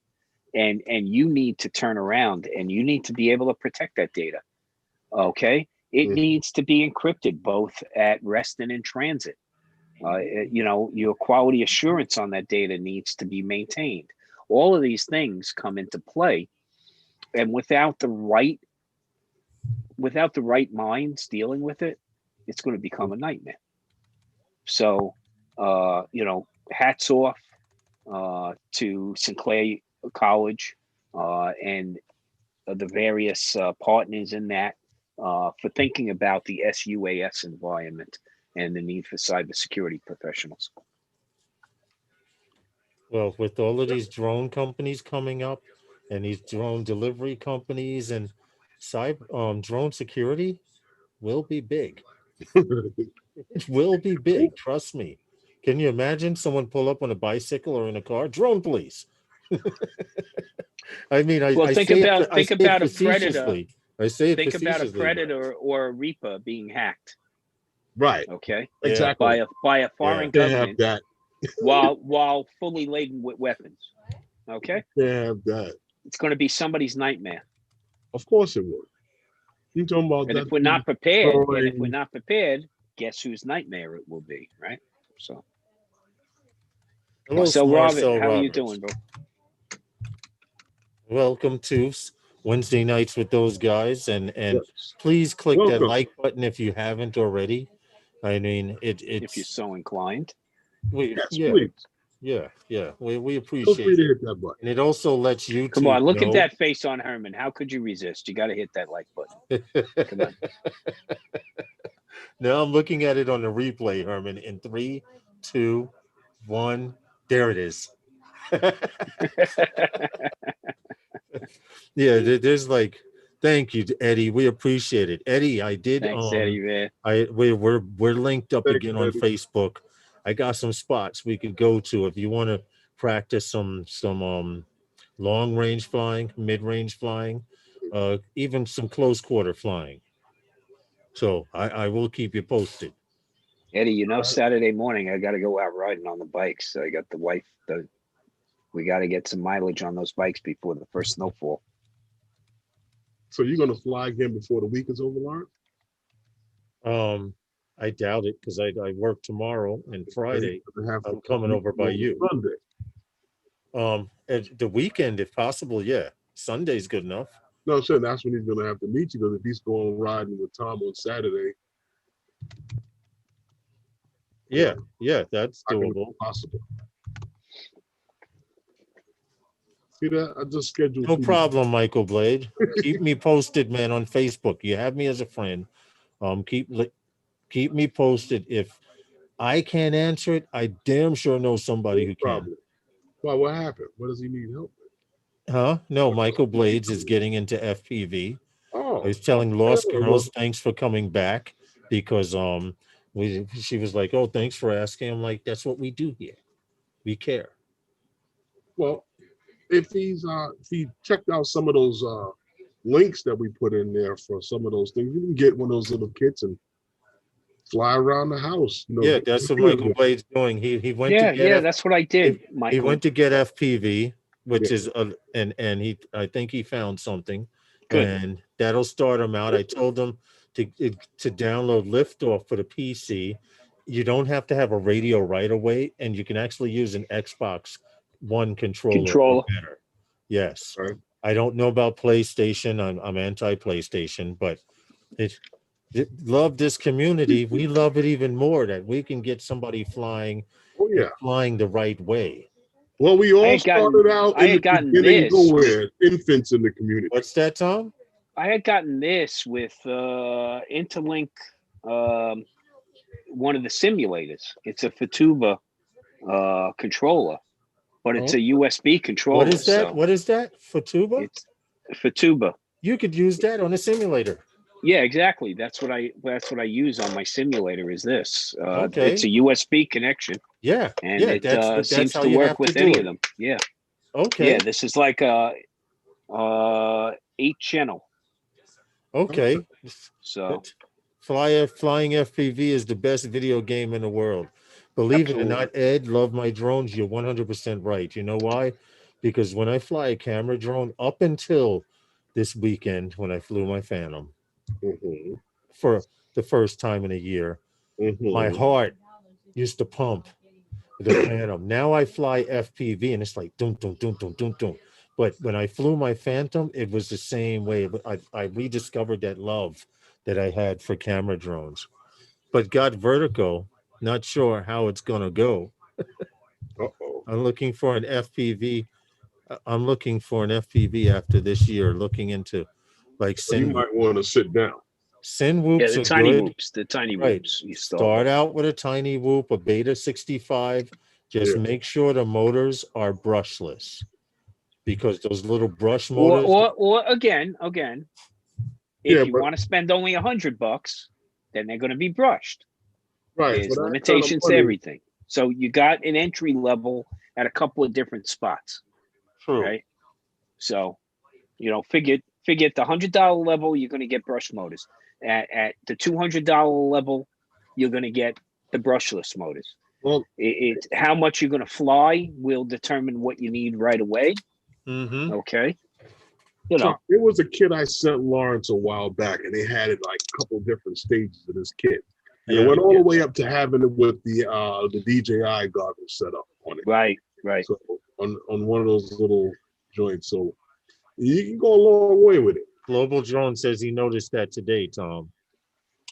It is Eddie, maybe the end of the calendar year, Eddie, I'll pull the plug. I'm contemplating. I want to get the wife out of here the same time I go. So Eddie asked when I'm pulling the plug. So look, the little kits are great because you can fly around the house, you can bounce off of stuff. It doesn't really do any damage and it keeps flying. I mean, I've bashed it into several things. It keeps flying. And I'll tell you, the FPV goggles were better than I thought they would be. I was surprised. I think Eddie started with a DJI Air kit, with I think it was the Bumblebee, if I'm not mistaken. Yeah. So, he got right into it, man. He got right into it. Yeah, if you know you're going into FPV, Yeah. And then you might want to invest. But I suggest to anyone first starting out, if you've never flown FPV before, spend $100, 100 and change. This way, if you decide you don't like it, it's only $100, 100 and change. As opposed Yeah. to like Yeah. FPV Joel said, if you want to get serious into it, start out with a 5-inch drone. Well, Well, yeah. You're diving in head first yeah, into off of a 20-foot platform into a little kiddie pool. Okay, going that route. But with hey, one piranha in it. as long as you hit the water, man. Right, Okay. right. As long as you hit the water. Yeah, he said it was DJI Bumblebee. Okay. And buy DJI goggles. And now I notice a lot of people who were going with that DJI system are going DJI for VTX for video, but they're going Crossfire for signal because it's a lot more reliable. Now, I don't know which one you have. I don't know if you're full DJI, Eddie Nunez, but there was a time where you couldn't fly with DJI pilots, and we all found out in FPV now, and I learned this from someone else, so I'm not taking credit for it, but if you're flying FPV and someone that has a DJI system, if they start up their drone and after the boot sequence starts, Right. anybody FPV can plug in. Okay. You can plug in and it won't interfere. Now, if he comes in and lands and unplugs and plugs back in, he'll blast everyone out the sky. But if you plug in your DJI full digital system, you let the bird go through its POS test, whatever it does. After that last beep, you can plug in 20 FPV drones and they will not interfere with you. Okay. So it's just something. You run Crossfire on your tiny whoop. I run Crossfire on everything except this one here. This one is still XM Plus.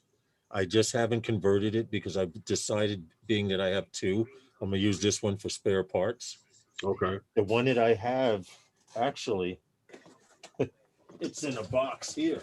The twin to it right here is here in this box. And that's only because the VTX went out on it, and that's going to come on Saturday. So, but everything I have is Crossfire, except for that one bird. No, sorry, two. This one, 3-inch, and that one there. So I posted a link. Joshua Bardwell did something on the beta FPV, and how to get all in for $129 to get started.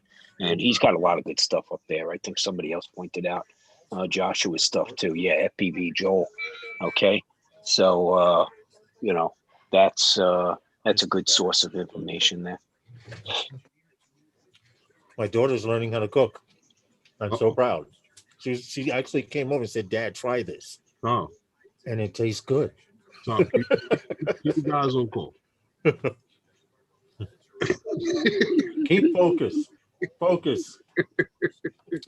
Only 3 digits necessary: 9, a 1, and a 1. Yeah. Joshua Bardwell is where I go for everything. That gets both FPV. EMS and fire to the scene. Okay, just in case. I don't know what she's cooking. No need for speed. Okay. Yeah, Michael Blade. Also, the actual drone that you do decide to purchase, YouTube it, research it. Yeah. Don't listen to everybody. There's a lot of people out there giving you misinformation, but Joshua Bardwell and Ledrib, Mr. Steele. I can't handle his personality, Mr. Steele, but they know what they're talking about. But Joshua Bardwell, you name the drone, he probably has a video on it. You name the receiver, he has a video on it. You name the goggles, he has a video on it. So I'd rather go with someone who has a vast library of experience. From even when Beta Flight was pre-Beta Flight. That's how far back he goes. Air Voots. It's funny you mentioned that, Lost Girl Hikes, because Air Voots, a lot of people wonder how Herman and I still get can't a lot say of it, our can he, views. Herman, he can't say it, can he? He can't Air bring himself to say it. Air Views. Views. The views of Air this views. group Air views. are Spaghetti, individual tomato, views. tomato. If you pronounce the spaghetti, you just all out of the ballpark. Okay. See what I gotta go through? Yes. Air views. Air views. Views. Anyway, Okay, good. getting back to it, Air Views is a great way to get views on your, it's a tongue twister, on your YouTube channel, because they take straight YouTube upload. Also, Air Views, when they have their film festival every year, they come to New York. I don't know why, but I actually had one of them feature my Coney Island video. Someone at Air Views, wherever they are in Europe, is definitely from New York, because he comments a lot on New York videos, FPV drone videos and stuff. But if you like Air Views, Air Vost, stop at FPV Joel. Spaghetti. You get canned sauce. Tomatoes. Okay, Night Train. Okay, I get it. Which, by the way, I'll be on your live stream tomorrow, and we could talk about the giveaway. The canned sauce. FPV says, "I love some spaghetti." Here we go. It's okay. Now let me Will ask. doesn't seem to have any how to say. He doesn't want to spoil his reputation by pushing crap. Okay. Do you blame him? Well, Lawrence, Yeah. I have meatballs on my spaghetti. What do you have with spaghetti? And spaghetti? Yeah. Ground beef, man. Ground beef. ground beef. Spaghetti and ground beef. Okay. Just keep coming back to the channel. We appreciate you all.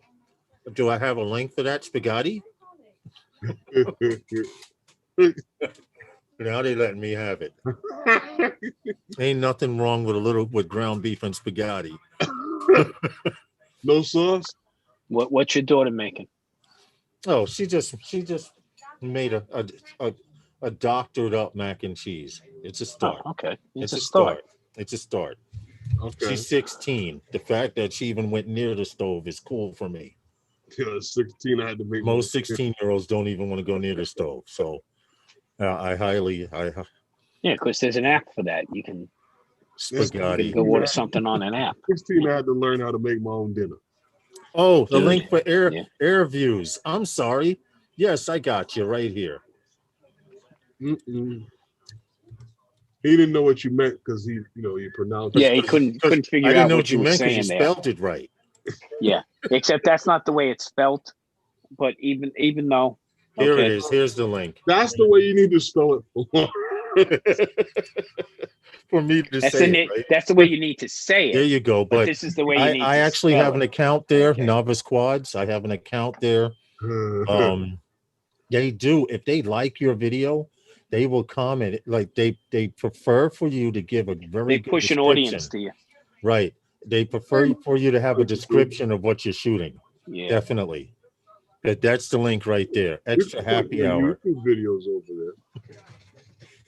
What happened, Herman? No, I'm telling you, you can put your YouTube videos over there on their site, and you gain same views as if you were going to YouTube.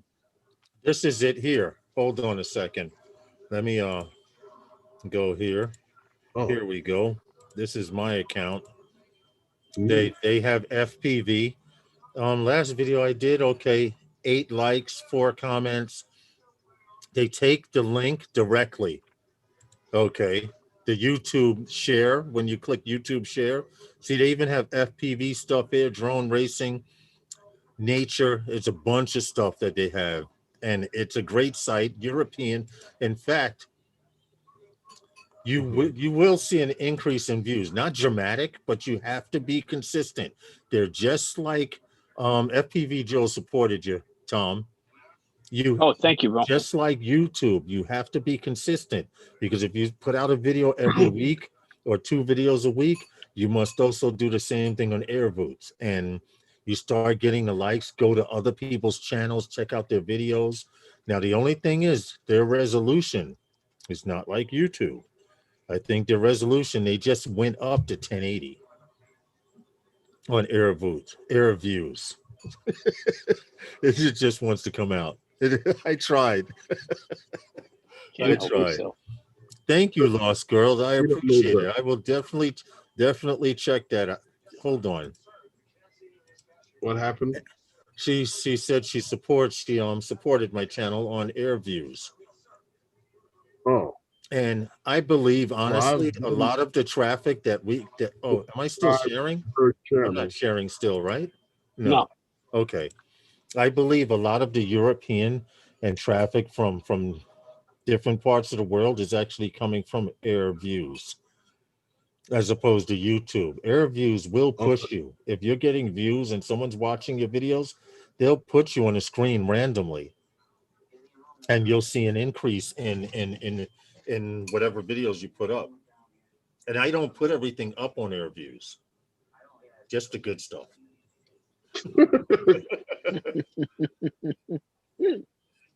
Really? Just the stuff that's doing well on YouTube. Okay. No, I thought it was a pretty good place, man, because I've put stuff over there, and it you get a little bit more traction to your YouTube channel. You do, literally. Well, they have a direct tie into DJI also. Now, see that I didn't know. Used to be able to post your videos directly from DJI Go 4. Yeah, get out of here. From the app. From the Yeah, app. What it was. Yeah. Yeah. I was afraid to try it. No, that's what it did, and it was okay. I mean, it's not like taking an SD card out and creating. They've been around. Well, they've been around for a long time, and again, what's good about that is you see work of others. Okay, it's just like anything else. Copy those you like, right? Mm-hmm. Yeah. See different ways to use it. See different approaches to take. See different point of angles to shoot. That's what that stuff is good for. Okay. Yeah. Well, I can say Air Views has shown me parts of the world that I may not have seen. Right, as well as exactly. YouTube. Well, it's funny. That's this community period for me. I've seen places, I've met people that I would not have met otherwise. Exactly. Right. It's actually, there's no other word that you can find to describe it but great. I mean, speak like, Tim Jackson, your friend, what's his channel, that Feet on the Ground, what's his name? Sean from Geek Smarter. Sean, these are people from all over the place. Roger, well, he's in another country, but he's right here. Is Canada. So there's people all over the place. You got people throughout this is a big country. Ken Dono, Billy Kyle. These. Florida. We got Night Train, Crazy Mike, the Philly drone guy. These guys, meeting all of these guys through YouTube. It's a great community. People that we would have never had met any other way. And Canada. I said Canada, Off Axis is repping Canada. Yeah, from all over the world, Ed. I was just mentioning, like just some of the guys right here in the country, that we've met is just crazy. Yeah. I wouldn't have met most of you guys, if not any of you guys, any other way. And I met even Tom through flying drones. We met through, the drone group here in the city. In absolutely. A lot of new friendships made through our enthusiasm for this. Right. It's a great community. Like I said, I met Lawrence through the same group. Justin, Ray, Matt, all of us. We met all through the same group. Yep. And the group's got thousands. It's got how many members in NYC?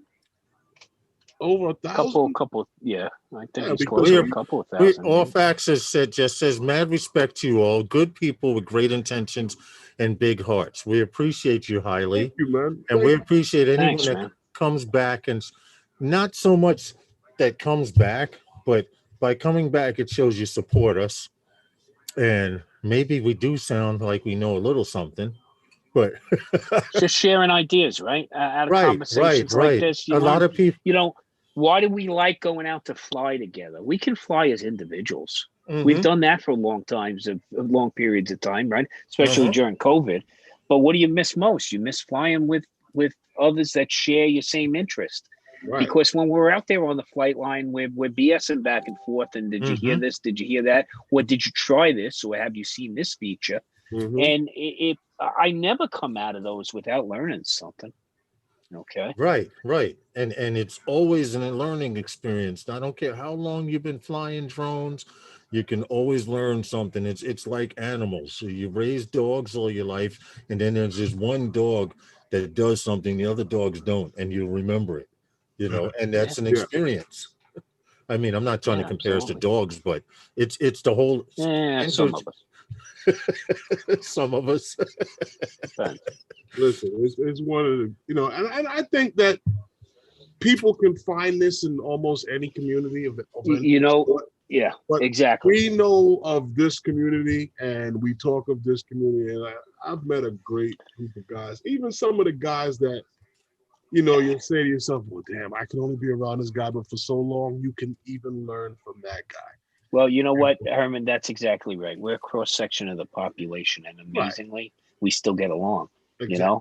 If that could be FPV. mirrored in other areas, okay, we'd be ahead of the game, right?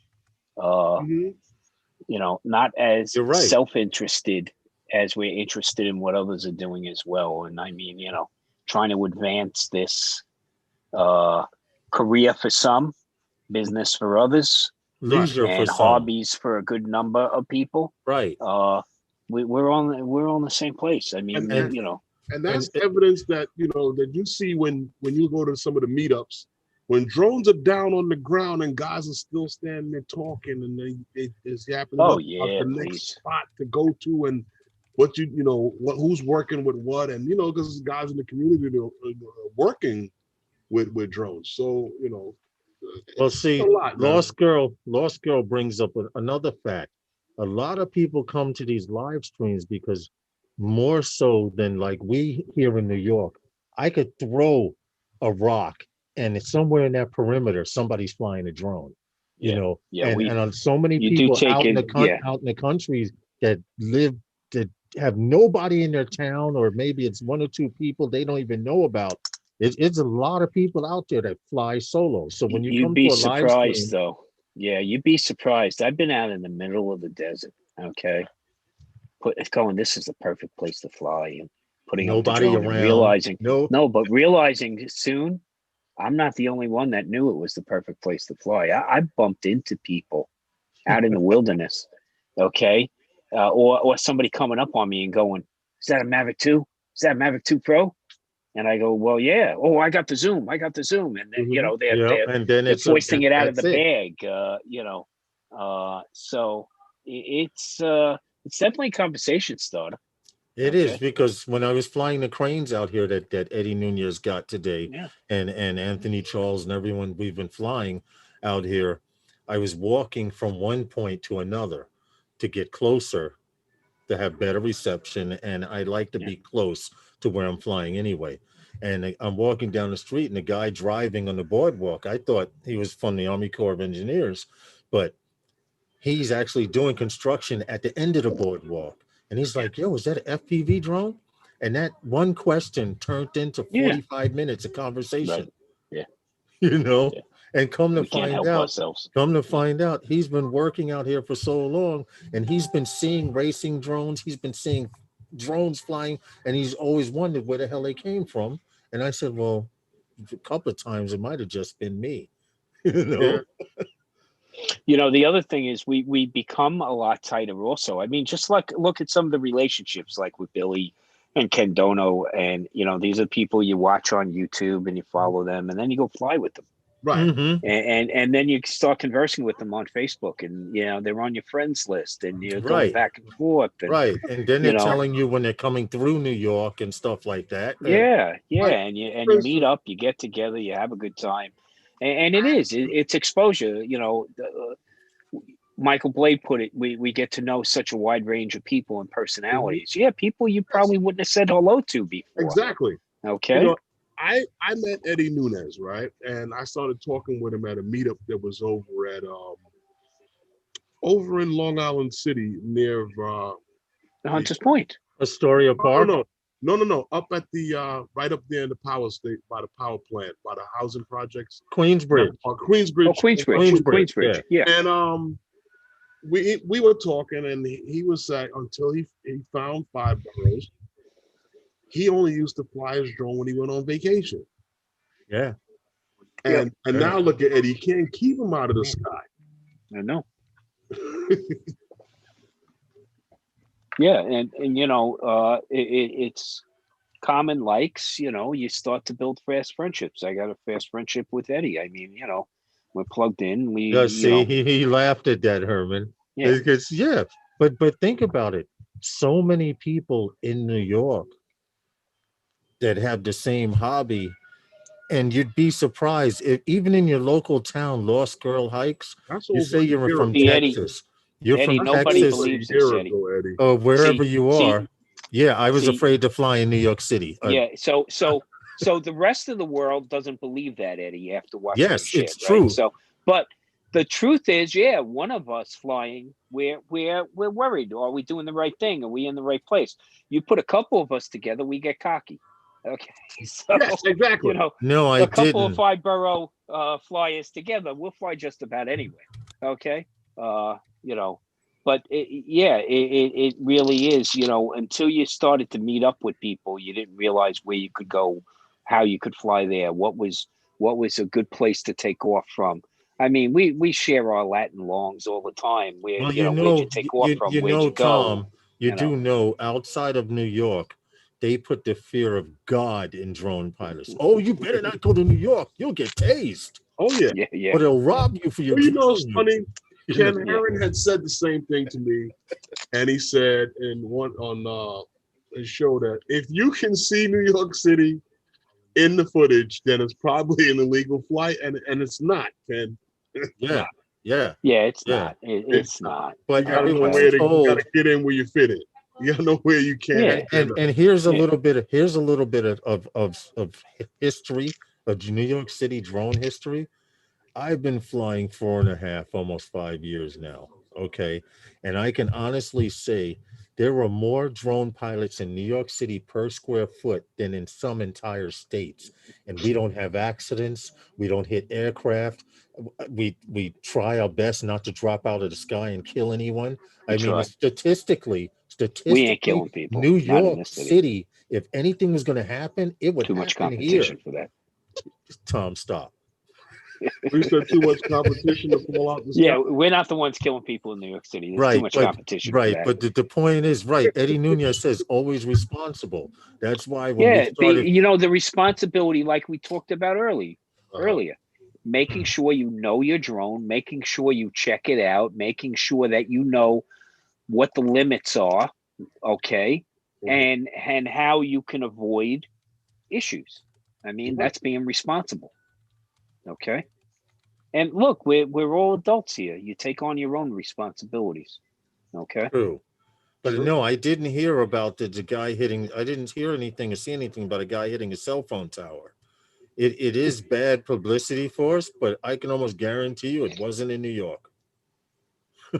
What, a cell It's phone? probably 5G that caused No, it. he said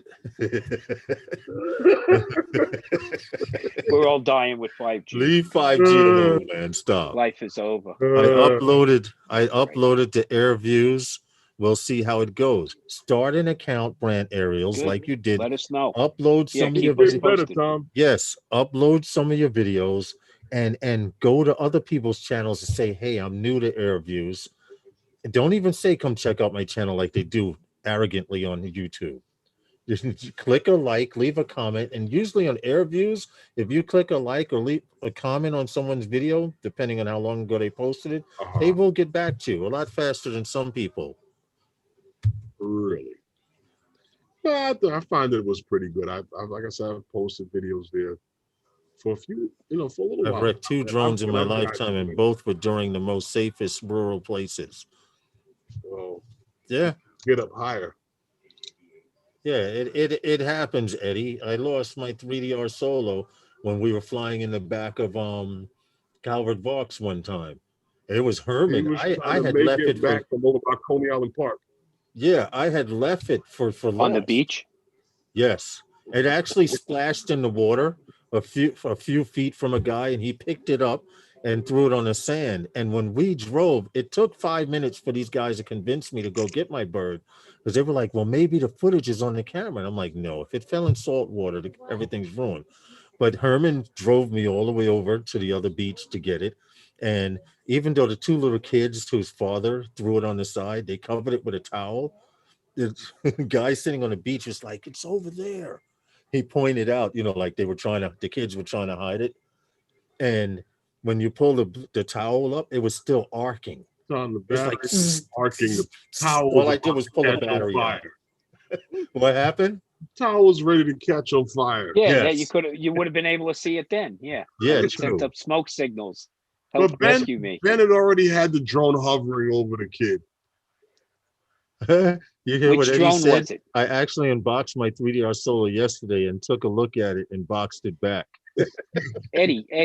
I Metro, remember. how Where are you, was it? sir? It was at Happy Hump Day. Bush Terminal. Yeah, Bush. Eddie brought it out then too. Mm-hmm. He brought out his 3DR Solo. It looked brand new.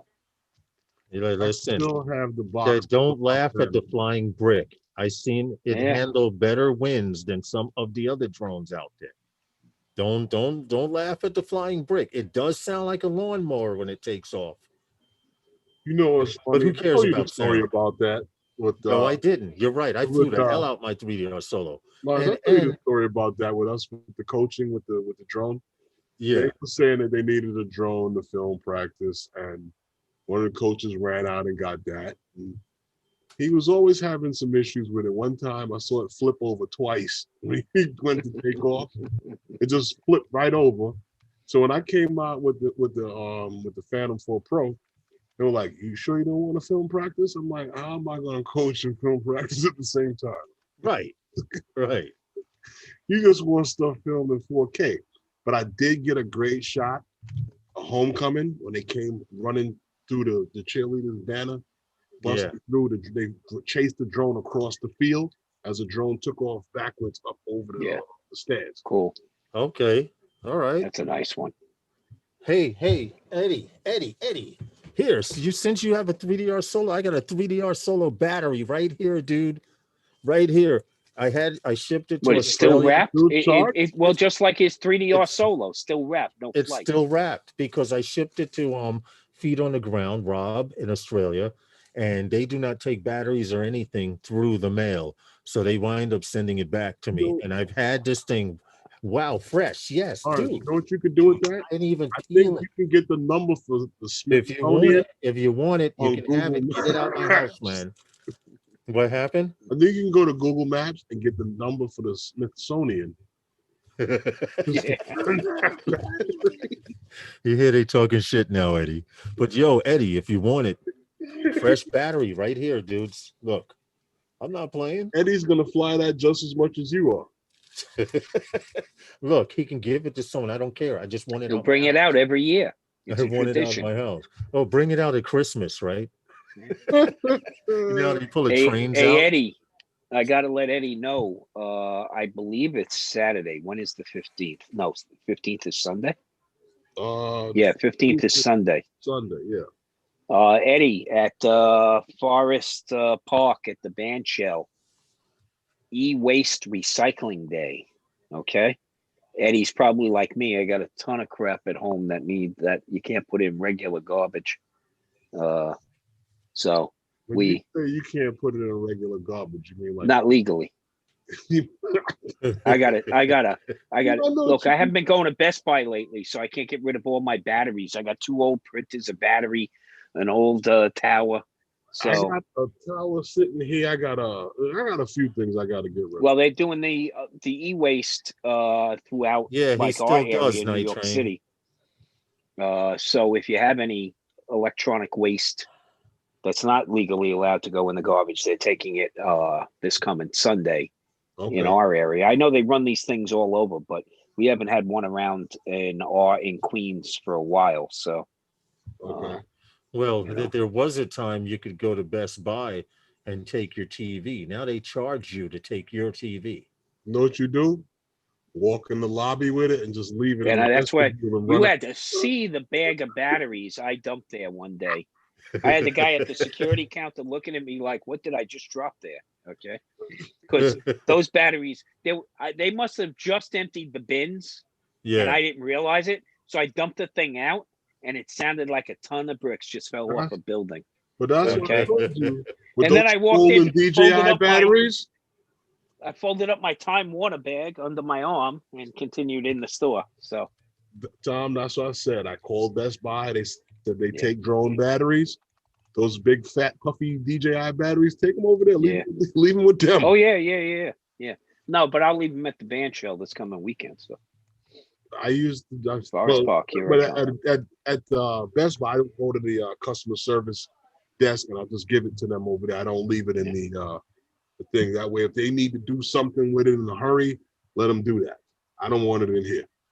Listen, I'm going to the next Best Buy. I'm dropping a bag and I'm running out the door. Then you're gonna see me on the 7 o'clock news. Man burns down Best Buy. Fat DJI batteries. Film it. Drone pilot burns down Best Buy. Okay. Drone pilot burns down Best Buy. If you know who Film this it 11. man is, that and you'll only be able to see from here because I Don't worry, have you're to good have a with mask us on. unless they offer a reward. Okay. Right. Oh, then you shit, should out of no. luck. That's Okay, what then you should out of luck, dude. you see what I got to go through. A man with bomb batteries tries to burn down Best Buy. Yeah. All we saw was a bag of wires and we ran. And this is could you imagine? Oh, hey guys. I'm just saying, if you have one runaway cell in that box at Best Buy, boy, Oh that yeah, would make fireworks. that would And you be, see, but you an see issue. where they keep the batteries at when they have them for you to return them that little receptacle there in the vestibule of Best Buy. Yeah, in the vestibule. No one would ever be able to get out the store. The main exit, access egress. Yeah. Yeah, Let's put it right there. Right, no one would be able to get out the store. Liz, I know It there's should a be man. outside in like one of those, if you've ever gone upstate, one of those bear-proof garbage cans, I Gotta still hit- don't step get on the that thing and bulletproof lift the garbage thing. can thing. Yeah. I've seen it and I still don't get it how they, because I've seen bears can get into some things, man. Well, if they watch long enough, they got it. They got it down pat. Okay, so yeah, but Right, it's that magic time. yeah, it's that time, guys. it is. Thank you guys for hanging out tonight and chit-chatting. And I'd like to thank you guys in the chat for coming and hanging out with us. For without you, none of this would be possible. I thank you. We appreciate you guys for coming and stopping in and hanging out with us. Anything, you will see us again on Sunday at 5 p.m. Eastern Standard Time on Novice Quads. Yes, please And, come through, say hello. If you can't, we still appreciate you thinking about us. You can Hit check that us thumbs all up out. if you haven't already, please. You can check us all out on YouTube, Facebook. I'm still out of commission for right now, but I'll be back out there flying and doing some new things for the year. Yes. Stay Stay safe out there. Everybody, thank you. And I'll see you next time on Phantom Flight 101 with those